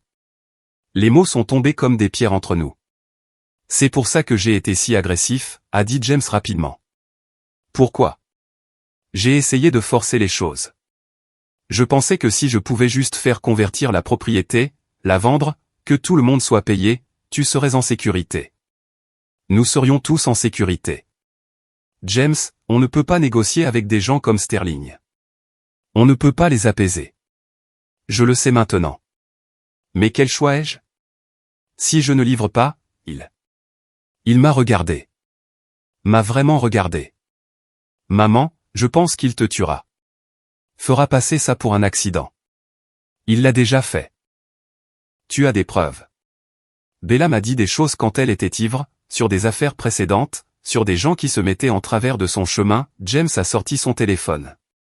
J'ai commencé à enregistrer nos conversations il y a 3 semaines au cas où. Au cas où j'aurais besoin de preuves. Il m'a montré des fichiers audio, horodatés. La voix de Bella, pâteuse de vin. L'incendie de l'hôtel Miller n'était pas un accident. David a payé quelqu'un. $20 000 pour incendier l'hôtel. A détruit tout leur dossier financier. Le temps qu'ils reconstruisent tout, nous possédions la propriété. Un autre enregistrement. La mère de Thompson. Ce n'était pas une chute. David a des gens. Ils font en sorte que les choses arrivent. C'est plus propre que tu ne le penses. Mon sang s'est glacé. Tu gardais ça pour toi. J'avais peur. Si Sterling découvrait que j'enregistrais Bella, il te tuerait aussi. Ouais. Nous nous sommes assis en silence. L'horloge sur le mur faisait tic-tac. Dehors, des branches de pin grattaient contre la fenêtre. J'ai besoin de ces enregistrements, ai-je finalement dit. Tous. Envoyés à mon email, à Thomas Whitfield et au procureur général de l'État. Si je fais ça, Sterling le saura. Il prépare déjà quelque chose, James. Tu l'as dit toi-même. Nous n'avons plus le temps de jouer la défense. Alors, qu'est-ce qu'on fait? J'ai regardé mon fils. Je l'ai vraiment regardé. J'ai vu le garçon effrayé sous l'homme désespéré. J'ai vu les erreurs, la manipulation et la peur authentique. Il était aussi une victime ici. Pas innocent, pas irréprochable, mais une victime néanmoins. Nous lui donnons ce qu'il veut, ai-je dit lentement. Ou nous le laissons croire que nous le faisons. James dirait à Bella que j'avais accepté une réunion, une négociation avec Sterling, Bella, James et moi au chalet. Il viendrait s'attendant à une reddition, s'attendant à ce que je signe des papiers. Au lieu de cela, ils se retrouveraient face à des preuves, des appareils d'enregistrement, des témoins, tout documenté. Ils n'accepteront jamais de témoins, a dit James. Ils ne sauront pas qu'ils sont là. Rick Sanderson et Dylan Thompson peuvent se cacher. Enregistrer tout depuis le bureau à l'étage. La réunion a lieu dans la grande salle. Ils entendront chaque mot. Et ensuite, nous remettons les enregistrements à la police. Pas seulement la police. Les médias, le procureur général, le National Land Trust. Tous ceux qui ont besoin de savoir que Pinnacle Venture dirige une entreprise criminelle. James avait l'air dubitatif. Sterling s'en est déjà tiré. Qu'est-ce qui te fait penser que cette fois sera différente? Parce que cette fois, il va tout avouer sur bande. Pourquoi ferait-il ça? J'ai souri. Pas un sourire heureux. Un sourire froid. Parce que je vais le mettre assez en colère pour qu'il oublie d'être prudent. 18h le chalet. Négociation finale. C'est ce que James a appelé quand il a texté Bella. Sa réponse est arrivée en quelques secondes. Parfait. David sera content. Assure-toi qu'elle est prête à signer. J'ai passé la journée à me préparer. J'ai appelé Rick et Dylan. J'ai expliqué le plan. Tous deux ont accepté immédiatement. J'apporterai du matériel d'enregistrement professionnel, a dit Dylan. Audio et vidéo. Plusieurs angles. Rien de ce qu'ils diront ne sera manqué. Et j'aurai mon frère en attente, a ajouté Rick. Le shérif adjoint. Si les choses tournent mal, il peut être là en 10 minutes. J'ai rencontré Thomas Whitfield cet après-midi-là, j'ai mis à jour mon testament, j'ai signé des affidavits, j'ai créé une trace écrite qui me survivrait si nécessaire. Evelyn, a dit Thomas alors que je partais. Êtes-vous sûr de cela? Ce sont des gens dangereux. Je suis sûr que mon frère m'a protégé. Maintenant, je dois protéger ce qu'il a laissé derrière lui. Ce soir-là, alors que le soleil se couchait et que les ombres s'allongeaient, Rick et Dylan sont arrivés. Nous avons installé le matériel. Des caméras cachées dans des dos de livres sur les étagères. Des microphones dissimulés dans des bases de lampes. Tout sans fil. Tout sauvegardé sur le cloud en temps réel. S'ils trouvent le matériel, a commencé Dylan. Ils ne chercheront pas. Les gens comme Sterling sont trop confiants. Ils supposeront qu'une femme de mon âge est trop naïve pour penser à ça. À 17h45, Rick et Dylan sont montés à l'étage. Se sont installés dans le bureau avec la porte entr'ouverte. Des moniteurs montrant 4 angles différents de la grande salle. Je suis resté seul, j'ai lissé mon gilet, le même que j'avais porté à la lecture du testament, j'ai appuyé mon pouce dans ma paume. Sois forte. Sois intelligente. À 18h précises, j'ai entendu des voitures dans l'allée. C'est parti. Sterling d'abord. Même costume cher, même sourire froid. Derrière lui, Bella en tenue de créateur. James fermant la marche, l'air d'avoir la nausée. Madame Gable. Sterling a tendu la main. Je ne l'ai pas prise. Merci d'avoir accepté de nous rencontrer. Je n'ai pas accepté. J'écoute. Il y a une différence. D'accord. Il s'est assis sans y être invité. Bella s'est assise à côté de lui. James est resté près de la porte. Soyons directs. Vous avez eu 48 heures. Je suis prêt à augmenter mon offre à 2 millions. Offre finale. Pour une propriété valant 1,38 million. Généreux. Je prends en compte votre coopération, votre silence sur certains malentendus. Vous voulez dire la fraude, l'extorsion, les menaces? Le sourire de Sterling n'a pas vacillé. Ce sont des mots forts, des mots émotionnels. En affaires, nous préférons une terminologie précise. Alors, soyons précis. Vous avez ciblé mon neveu, utilisé Bella pour le manipuler et l'endetter, prévu de voler cette propriété de la même manière que vous en avez volé 4 autres. Bella s'est tendue. Sterling a levé la main. Madame Gable, je pense que vous avez été mal informée. James est venu me voir pour des prêts commerciaux légitimes. J'ai fourni des capitaux de bonne foi. S'il a fait de mauvais investissements, c'est malheureux, mais pas ma responsabilité. La famille Reeves, les Miller, les Patterson, les Thompson. 4 familles ruinées.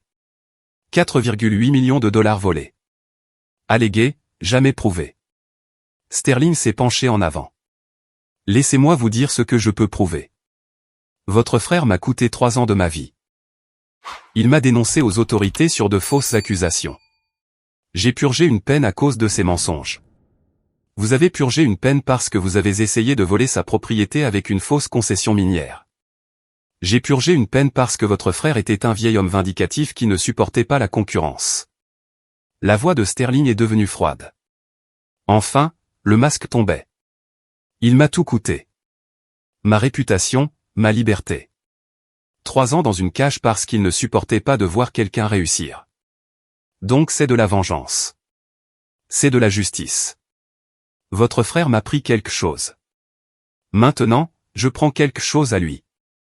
Seulement, il n'est pas là pour souffrir, alors c'est vous qui en ferez les frais. Il a de nouveau souri. Cruel. Poétique, ne trouvez-vous pas? Et si je refuse de vendre? Sterling s'est levé, s'est dirigé vers la cheminée, a pris la photo de Robert, celle de l'été dernier. Alors des accidents arrivent. Vieux chalet, câblage défectueux, fuite de gaz. Femmes âgées vivant seules. Il a reposé la photo avec soin. Les statistiques sont tragiques, vraiment. Combien de personnes âgées meurent dans des incendies de maisons chaque année? Mon cœur battait la chamade, mais j'ai gardé ma voix stable. Vous me menacez de me tuer. Je note des possibilités, des résultats, les conséquences naturelles de mauvais choix. Vous avez déjà fait ça. L'incendie de l'hôtel Miller, l'accident qui a blessé le père de Patterson. Allégué, non prouvé. Mais son sourire l'a confirmé. Il appréciait ça. Appréciait ma peur.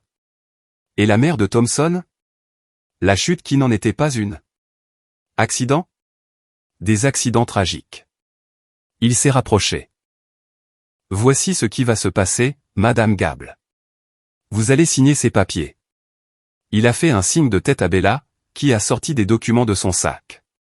Vous allez transférer l'acte de propriété à une société holding que je contrôle. Vous allez prendre vos 2 millions de dollars et disparaître tranquillement. Vivre les quelques années qu'il vous reste dans le confort. Et si je ne le fais pas? Alors il ne vous restera pas des années. Il vous restera des jours, peut-être des heures. La pièce était silencieuse. Juste le crépitement du feu, le tic-tac de l'horloge. Puis j'ai souri. Vraiment souri. Merci d'avoir clarifié, ai-je dit. Sterling a froncé les sourcils. Clarifier quoi? Vos intentions, vos méthodes, vos crimes passés. J'ai regardé la bibliothèque, la caméra cachée dans le dos de Moby Dick. Chaque mot de cette conversation a été enregistré. Audio et vidéo, plusieurs angles, déjà sauvegardés sur le cloud et envoyés à 3 avocats différents. La couleur a quitté le visage de Sterling. Vous bluffez. Dylan, ai-je appelé vers les escaliers. Rick, veuillez descendre. Des pas dans les escaliers. Dylan est apparu le premier, tenant son téléphone dont l'écran montrait le direct. Rick a suivi avec une caméra vidéo professionnelle. Chaque menace, a dit Dylan calmement. Chaque aveu, chaque admission, horodatée et authentifiée. Sterling s'est précipité vers la bibliothèque. Rick s'est interposé. Ne faites pas ça, a dit Rick. C'est déjà téléchargé. Détruire le matériel n'aidera pas, Bella était sur ses pieds. Espèce de vieille idiote. En fait, ai-je dit, je suis une vieille femme très intelligente. Assez intelligente pour vous laisser parler jusqu'à vous condamner à la prison. Les mains de Sterling se sont crispées en poing. Pendant un instant, j'ai cru qu'il allait attaquer. Risquer tout sur un acte violent. Puis James a parlé. C'est fini, Sterling. Sa voix était calme mais ferme.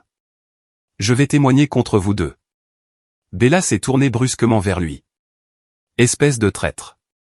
Je ne suis pas un traître. Je suis votre victime et j'en ai fini d'en être une. Sterling a pointé James du doigt. Tu as signé des papiers. Tu es complice. Tu tomberas aussi. Peut-être. Probablement. James a rencontré mes yeux. Mais au moins, ma mère sera en sécurité. Nous avons entendu les sirènes alors, montant la route de montagne. Le frère de Rick, le shérif adjoint, plus la police de l'État que Thomas avait alerté il y a 1 heure. Je m'assierais si j'étais vous, ai-je dit à Sterling. Fuir ne fera qu'empirer les choses. Extorsion, fraude, complot, menaces terroristes. Les accusations n'arrêtaient pas de s'accumuler alors que la police écoutait les enregistrements, examinait les documents que Rick et Dylan avaient catalogués. Ils enverraient l'audio aux autorités fédérales, aux procureurs généraux de 4 États. D'ici demain, l'enquête sur Pinnacle Venture ferait la une des journaux nationaux. James n'a pas été arrêté. Pas encore. Ils auraient besoin de son témoignage. Il ferait probablement face à des accusations éventuellement, fraude, peut-être complot en vue de commettre une fraude. Mais il avait choisi le bon côté. Finalement. Quand c'était le plus important. Après le départ de la police, après que Sterling et Bella aient été emmenés dans des voitures de patrouille séparées, James et moi nous sommes assis seuls dans la grande salle. Je suis désolé, a-t-il dit, pour tout. Pour tout. Je sais. J'irai en cure de désintoxication pour le jeu et je ferai face à toutes les accusations qui viendront. Je ne fuirai pas, je le sais aussi. Tu penses. Il s'est arrêté, a recommencé.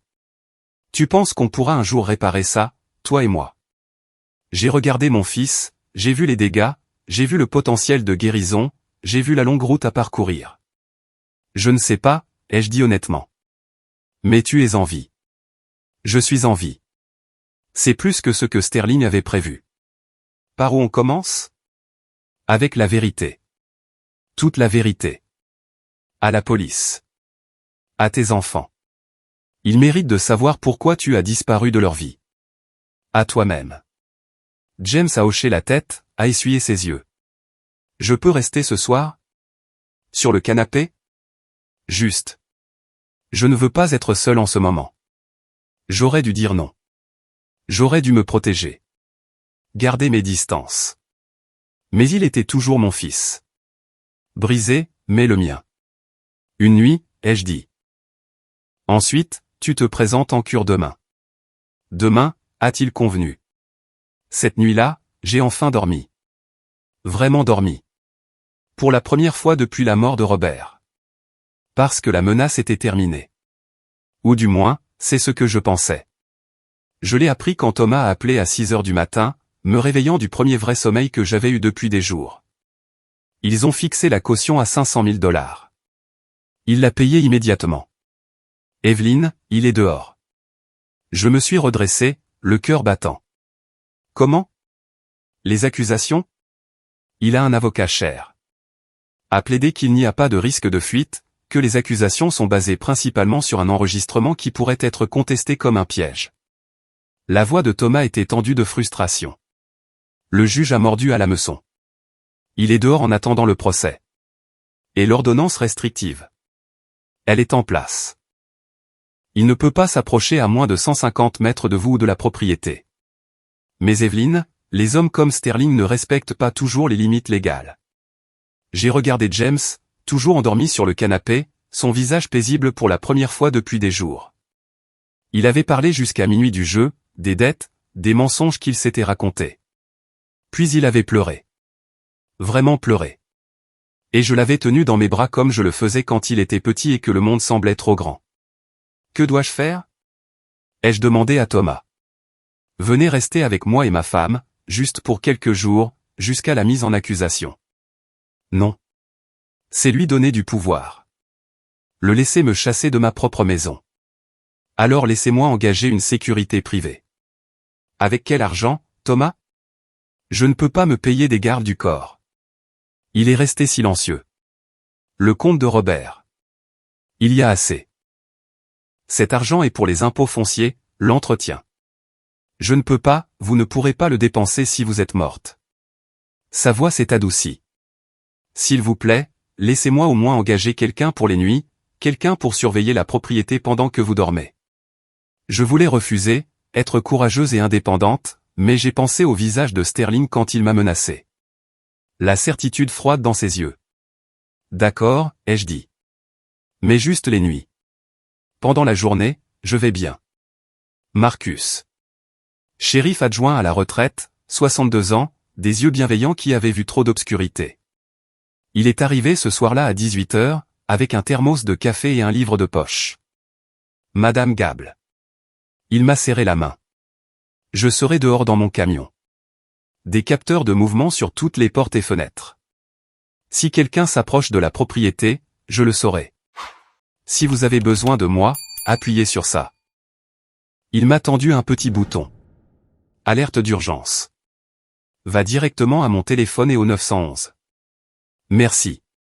Rick Sanderson m'a dit à quoi vous avez affaire. Les hommes comme Sterling.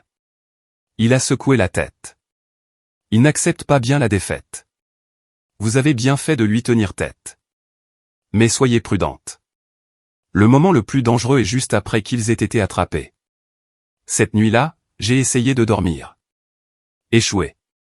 Chaque son était une menace potentielle. Chaque craquement du bois qui se tassait était un intrus. À 2 heures du matin, mon téléphone a vibré. Un texto d'un numéro inconnu. Tu crois que tu as gagné? Tu n'as pas gagné.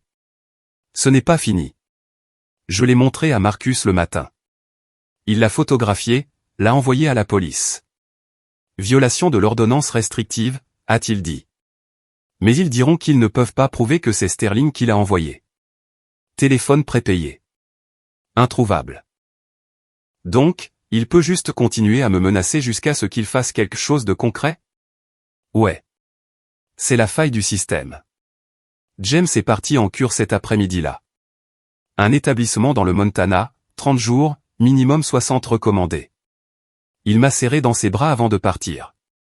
S'est accroché plus longtemps que nécessaire. Je vais arranger ça, maman. Je te le promets. Arrange-toi toi-même. C'est tout ce dont j'ai besoin. Après son départ, le chalet semblait plus vide qu'il ne l'avait été depuis la mort de Robert. Juste moi, le camion de Marcus dans l'allée, et l'attente. Toujours l'attente.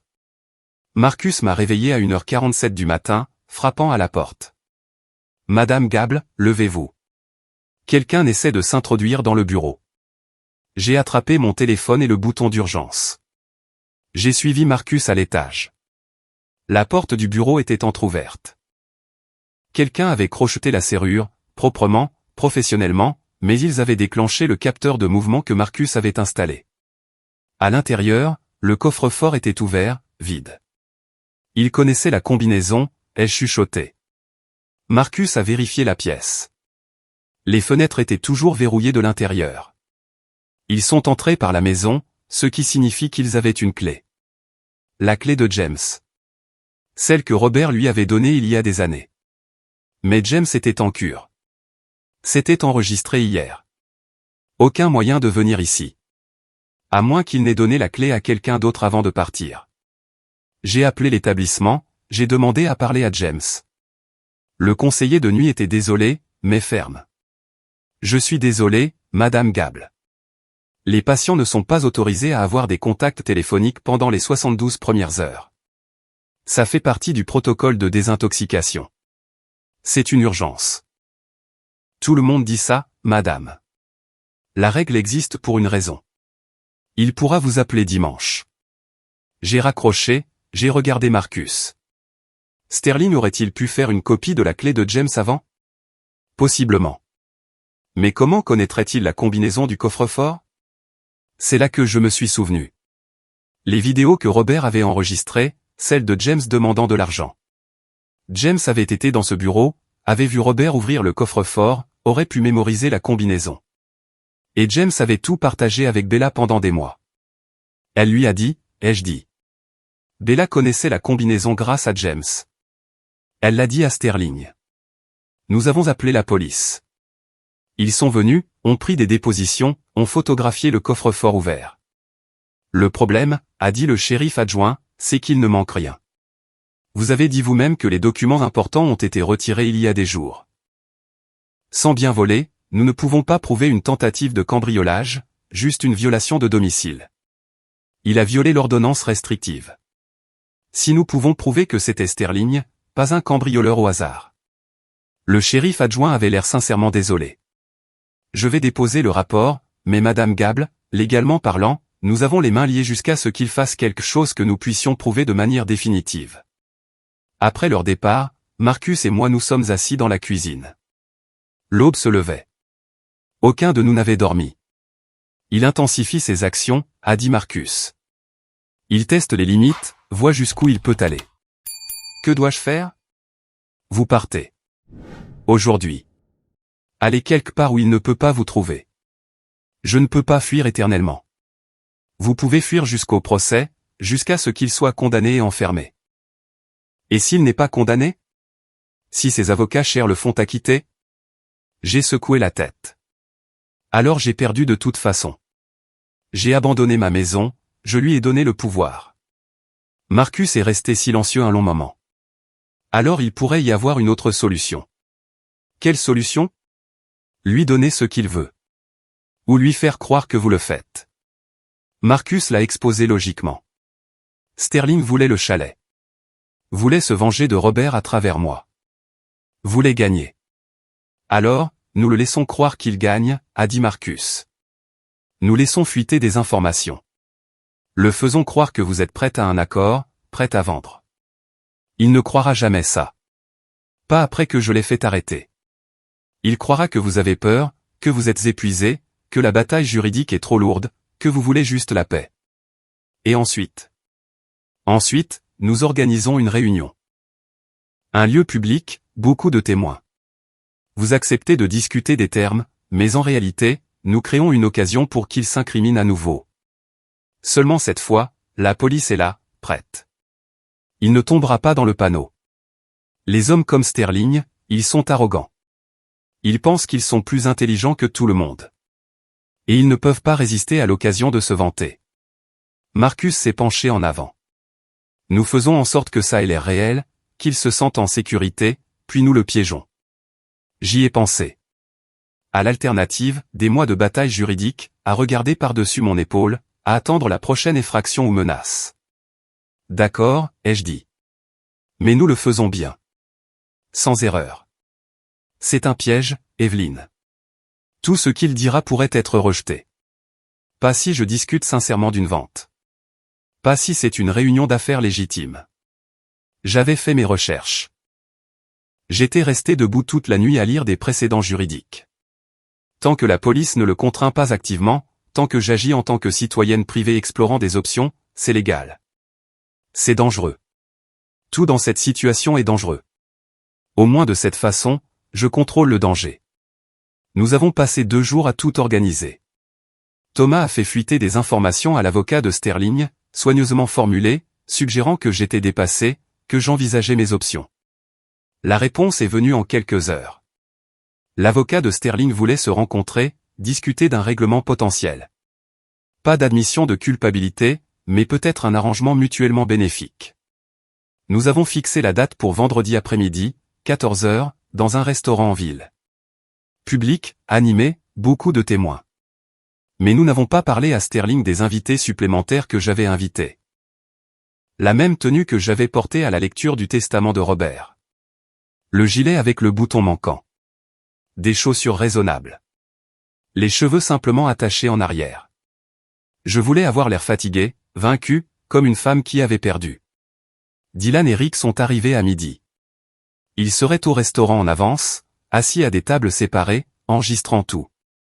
Marcus serait dehors, à surveiller, et dans le parking, dans une voiture banalisée, se trouverait la détective Sarah Chen de la division des fraudes de la police de l'État. Elle enquêtait sur Pinacle Venture depuis des mois. Notre affaire lui avait donné l'ouverture dont elle avait besoin. Je ne peux pas intervenir à moins qu'il ne vous menace activement, m'a-t-elle dit lors de notre séance de planification. Mais je serai proche et j'enregistrerai. S'il s'incrimine, s'il dit quoi que ce soit qui le lie aux fraudes précédentes, je peux agir. À 13h30, Thomas m'a conduite au restaurant, le Elk Ridge Café, le favori de Robert. Cuisine familiale, banquette en vinyle rouge, des serveuses qui appelaient tout le monde « chérie ». Nous sommes arrivés en avance, avons pris une banquette d'angle avec une vue dégagée. Rick était à 2 tables de là, un journal ouvert. Dylan était assis au comptoir, sirotant un café. À 13h58, Sterling est arrivé. Il avait l'air confiant. Costume cher, a souri à l'hôtesse. A serré la main de Thomas comme s'ils étaient de vieux amis. Madame Gable. Il s'est assis en face de moi. Je suis heureux que vous ayez reconsidéré. Je n'ai rien reconsidéré. J'écoute, c'est tout. D'accord. Il a commandé un café, a attendu que la serveuse parte. Parlons franchement. Vous êtes fatigué. Cette bataille juridique vous coûte de l'argent que vous n'avez pas. La propriété vous coûte de l'argent. Vous êtes seul, effrayé et prêt à ce que tout soit fini. Précis jusqu'à présent. Mon offre tient. 2 millions de dollars. Vous cédez l'acte de propriété, vous abandonnez toutes les charges. Vous signez un accord de non-divulgation sur nos malentendus précédents. Vous partez avec assez d'argent pour vivre confortablement le reste de votre vie. Et si je refuse? Sterling a souri, a siroté son café. Alors nous procéderons légalement. Mes avocats contesteront l'ordonnance restrictive. Contesteront la validité de vos enregistrements. Feront traîner ça pendant des années. Vous mourrez enseveli sous la paperasse et les frais de justice. Vous me menacez à nouveau. J'énonce des faits. Des faits commerciaux. Il s'est penché en avant. Evelyne, puis-je vous appeler Evelyne? Vous n'êtes pas faite pour ce combat. Vous êtes une employée de cafétéria à la retraite vivant de la sécurité sociale. Je suis un homme d'affaires avec des ressources illimitées. Ça se terminera d'une seule façon. La seule question est de savoir combien vous souffrirez d'abord. Thomas a commencé à parler. J'ai posé une main sur son bras. Et les autres familles? Ai-je demandé. Les Reeves, les Miller, les Patterson, les Thompson. Obtiennent-ils aussi des règlements? Une compensation pour ce que vous avez volé? L'expression de Sterling n'a pas changé. Je ne sais pas de quoi vous parlez. Les familles que Bella a fraudées en travaillant pour vous. Les familles que vous ciblez depuis des années. Bella a agi seule. Toute activité illégale était la sienne, pas la mienne. Je suis un homme d'affaires légitime qui a fait des prêts de bonne foi. Et l'incendie de l'hôtel Miller? L'accident qui a blessé le père de Patterson? Des coïncidences tragiques, rien de plus. Vous l'avez admis sur bande dans mon salon. Sterling a ri, a vraiment ri. Cet enregistrement, mes avocats le feront rejeter. Vous verrez. Piège, contrainte émotionnelle, irrecevable. Et les enregistrements de Bella? Ce que James a fait où elle admet que vous avez ordonné l'incendie, que vous avez fait disparaître des gens auparavant? Son sourire a finalement vacillé. Quels enregistrements? Ceux que James a envoyés au FBI il y a 2 jours. Des heures de Bella parlant de vos opérations, de vos méthodes, de vos crimes passés. Le visage de Sterling est devenu pâle. Vous mentez. Vraiment? Appelez votre avocat. Demandez-lui à propos de la citation à comparaître fédérale qui a été signifiée ce matin. Je bluffais, en partie. James avait envoyé des enregistrements au FBI, mais je n'avais aucune idée s'ils avaient réellement émis une citation à comparaître. Sterling s'est levé brusquement, la tasse de café a fait un bruit sec. Cette réunion est terminée. Asseyez-vous, monsieur Sterling. Tout le monde s'est tourné. La détective Chen se tenait à l'entrée, son badge visible. 2 officiers en uniforme derrière elle. Qu'est-ce que c'est? A demandé Sterling. C'est vous qui recevez un mandat d'arrêt fédéral. Chen s'est avancé calmement. David Sterling, vous êtes en état d'arrestation pour fraude électronique, racket et complot en vue de commettre un meurtre. Vous avez le droit de garder le silence. Sterling a essayé de courir. A fait 3 pas avant que les officiers ne l'attrapent. Ils l'ont menotté là, devant un restaurant plein de témoins. Alors qu'il le sortait, il s'est retourné vers moi. De la haine pure dans ses yeux. Ce n'est pas fini, a-t-il sifflé. Si, ai-je dit. La première vague, ce furent les médias. L'arrestation de Sterling a fait la une des journaux nationaux. Un escroc de plusieurs millions de dollars enfin attrapé. Les articles me mentionnaient. Une femme âgée déjoue une entreprise criminelle. Je détestais l'attention, mais Thomas a dit que c'était une bonne chose. La sensibilisation du public signifie une pression publique. Les procureurs ne peuvent pas être indulgents avec lui maintenant. La deuxième vague, les autres familles. J'ai reçu des appels des Reeves, des Miller, des Patterson, pleurant, me remerciant, demandant s'il y avait de l'espoir maintenant pour une restitution. Il y a de l'espoir, ai-je dit à chacun d'eux. Un réel espoir. La troisième vague. L'arrestation de Bella. Elle était aussi en liberté sous caution. Mais les enregistrements de James combinés à l'arrestation de Sterling ont donné au procureur assez pour l'accuser de complot en vue de commettre un meurtre. Pas de caution cette fois. Et la quatrième vague. James. Maman. Sa voix était différente, plus claire, plus stable. J'ai entendu parler de Sterling, de tout. Comment vas-tu? Sobre. 30 jours demain. C'est. Il a fait une pause, c'est plus difficile que je ne le pensais, mais je le fais. Je suis fier de toi. Ne le sois pas. Pas encore. Je dois le mériter. Il a pris une profonde inspiration. Le procureur a appelé. Ils veulent que je témoigne contre deux, Sterling et Bella. Le feras-tu? Oui. J'ai peur de ce que cela signifie. De ce qui pourrait m'arriver légalement, mais je le ferai. C'est la bonne chose à faire. C'est vrai. Et maman, j'ai pensé à Sarah, aux enfants. Sa première femme, ses enfants, Emma 10 ans et Mason 8 ans. Je ne les avais pas vus depuis 3 ans. Je veux faire amende honorable, essayer de reconstruire, mais je ne sais pas si elle voudra même me parler. Je peux la contacter si tu veux. Le ferais-tu? Bien sûr. Après avoir raccroché, j'ai pleuré. Pas de tristesse, d'autre chose. Quelque chose qui ressemblait à de l'espoir. Elle était hésitante au début, sur ses gardes. Elle avait été profondément blessée par le jeu et les mensonges de James. Je ne sais pas si je peux lui faire confiance à nouveau, a-t-elle dit. Je ne te demande pas de lui faire confiance. Je te demande si tu le laisserais essayer de le regagner, lentement, avec une thérapie, avec des preuves. Les enfants demandent après lui, Emma surtout. Elle ne comprend pas pourquoi son père a disparu. Alors laisse-le essayer de s'expliquer.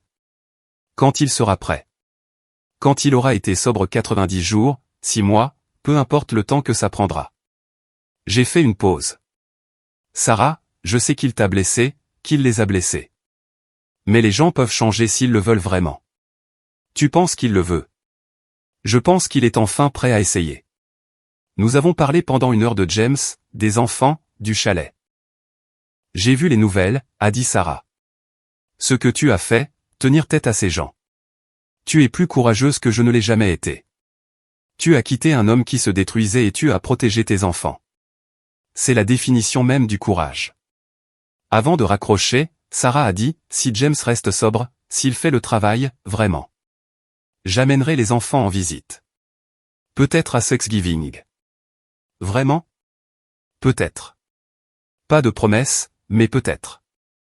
C'était plus que ce que j'avais espéré. Les avocats de Sterling ont tout essayé, requête en irrecevabilité, contestation de preuves, retard. Mais le procureur fédéral était implacable. Nous l'avons sur 17 chefs d'accusation, m'a-t-elle dit lors d'une de nos réunions. Fraude, racket, subornation de témoins, complot. Les enregistrements que vous avez faits ne sont qu'une partie. Nous construisons ce dossier depuis des années. Des années? Sterling est sur notre radar depuis 2018. Mais il était prudent. Trop prudent. Jusqu'à ce que vous nous donniez tout ce dont nous avions besoin. Le procès a commencé en mars. J'y ai assisté tous les jours. Assise dans la galerie avec Thomas d'un côté, Marcus de l'autre. James a témoigné le 3e jour. Il avait l'air différent, plus mince, les yeux clairs, présent d'une manière que je n'avais pas vue depuis des années. Il a dit la vérité, toute la vérité. Son jeu, ses dettes, comment Bella l'avait manipulé. Comment Sterling m'avait menacé. J'assume l'entière responsabilité de mes choix, a dit James sous serment. Mais je ne protégerai pas les personnes qui ont exploité ma faiblesse pour commettre des crimes. Le jury l'a observé attentivement. Je ne pouvais pas dire s'il le croyait, s'il le voyait comme une victime ou un complice. Bella a aussi témoigné. A essayé de se présenter comme innocente, une épouse dévouée qui ne savait rien. Mais les enregistrements de James ont détruit sa défense. Ses propres mots, pâteux de vin, admettant la fraude et la violence. Le verdict est tombé un mardi, après 3 jours de délibération. Coupable sur tous les chefs d'accusation pour les deux. Sterling a pris 25 ans. Bella a pris 18 ans. Aucun ne serait éligible à la libération conditionnelle avant au moins une décennie. Fraude, complot, des accusations moindres parce qu'il avait coopéré. Parce qu'il avait témoigné. Parce que le juge croyait qu'il essayait sincèrement de changer. 18 mois en sécurité minimale. Éligible à la semi-liberté après 9 mois. C'est juste, a dit James quand je lui ai rendu visite avant qu'il ne se présente. C'est ce que je mérite. Que feras-tu après? Reconstruire. Peut-être. Peut-être essayer d'être à nouveau un père. Si Sarah me le permet. Elle le fera, je pense. Si tu prouves que tu es sérieux. Je suis sérieux, maman. Je le jure. Nous nous sommes étreints. Je l'ai tenu comme je le faisais quand il était petit. Je t'aime, ai-je dit. Même quand je suis en colère, même quand je suis déçu. Je t'aime. Je t'aime aussi. La neige a fondu. Les ruisseaux ont grossi. Les fleurs sauvages ont éclaté dans la prairie derrière le chalet. J'ai passé mes journées à redonner lentement vie au chalet. Pas comme un complexe hôtelier. Comme quelque chose de mieux. Dylan m'a aidé à dessiner les plans.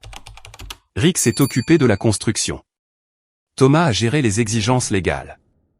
Nous avons converti le chalet en un centre de retraite. Pas commercial. À but non lucratif. Le sanctuaire commémoratif Robert Gable. Le panneau à l'entrée disait « Un lieu de guérison pour les familles en crise ». Des retraites gratuites pour les familles confrontées à la dépendance, à la fraude, à l'abus financier, aux conséquences du crime. Un lieu où parents et enfants pouvaient reconstruire la confiance, où la guérison pouvait se produire dans les montagnes que Robert avait aimées. Le National Land Trust a accepté l'arrangement. La clause de déclenchement permettait une utilisation à but non lucratif. Tant que personne n'en profitait, tant que la terre restait protégée, il soutiendrait le projet. Nous avons ouvert en juin. Notre première famille, les Miller, qui avaient perdu leur hôtel à cause de Pinacle Venture, est venue pour une semaine. Ils sont repartis avec quelque chose qu'ils n'avaient pas eu depuis des années, de l'espoir. J'étais dans la cuisine en train de préparer les recettes préférées de Robert, gratin de patates douces, farce aux herbes, tarte aux pommes, quand j'ai entendu la voiture. Par la fenêtre, je les ai vus. Le monospace de Sarah, Emma et Mason qui en sortaient, emmitouflés dans des manteaux d'hiver, et James, libéré en permission pour les fêtes. Plus mince, plus grisonnant, mais souriant, vraiment souriant. Emma m'a vu la première. Grand-mère. Elle a couru.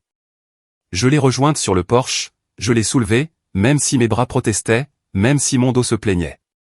Elle était solide, réelle et vivante. Tu m'as manqué, a-t-elle murmuré dans mon cou. Tu m'as manqué aussi, ma chérie. Mason était plus hésitant, 8 ans et déjà protecteur. Il tenait la main de Sarah en s'approchant. Salut, grand-mère, a-t-il dit avec précaution. Salut, Mason. Je suis si contente que tu sois venu. James est resté en retrait, laissant les enfants avoir leur moment. Quand nos regards se sont croisés, j'ai hoché la tête. Viens ici. Il a traversé le porche, s'est arrêté, incertain. Salut, maman. Bienvenue à la maison. Nous ne nous sommes pas étreints. Pas encore.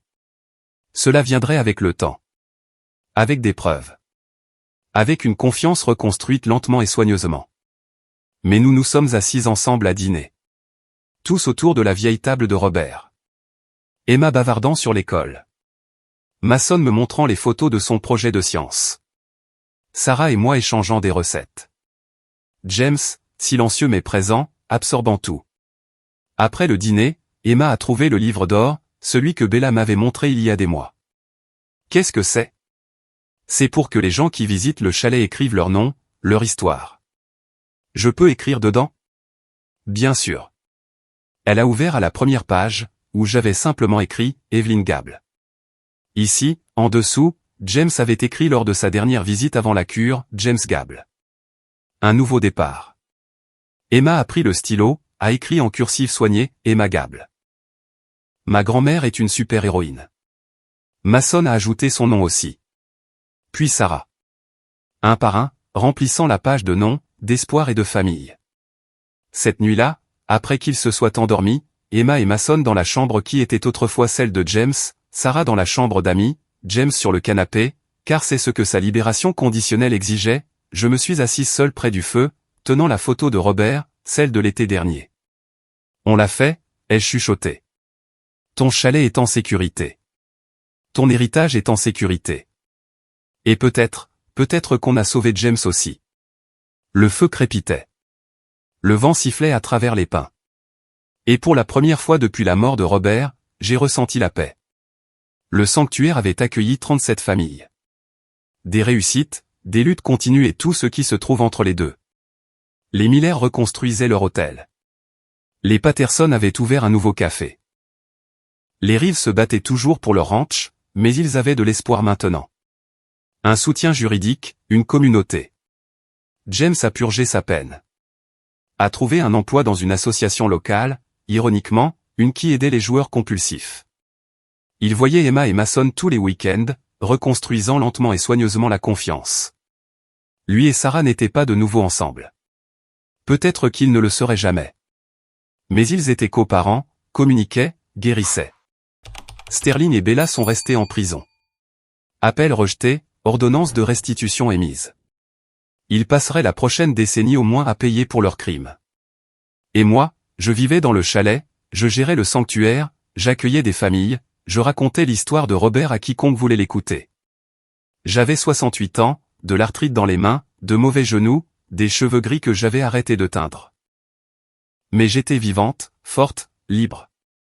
Et chaque matin, je me réveillais dans la maison de mon frère, ma maison maintenant, et je regardais le soleil se lever sur les montagnes qu'il avait aimées.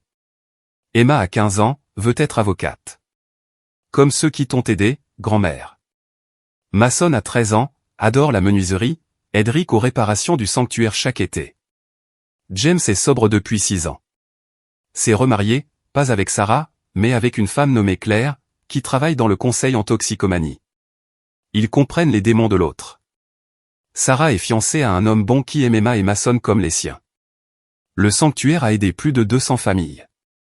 Nous nous sommes agrandis, avons ajouté un deuxième bâtiment pour des ateliers, de l'art-thérapie, des cours d'éducation financière. Et j'ai 73 ans, toujours là, toujours forte. Parfois, les familles me demandent, n'aviez-vous pas peur quand vous leur avez tenu tête?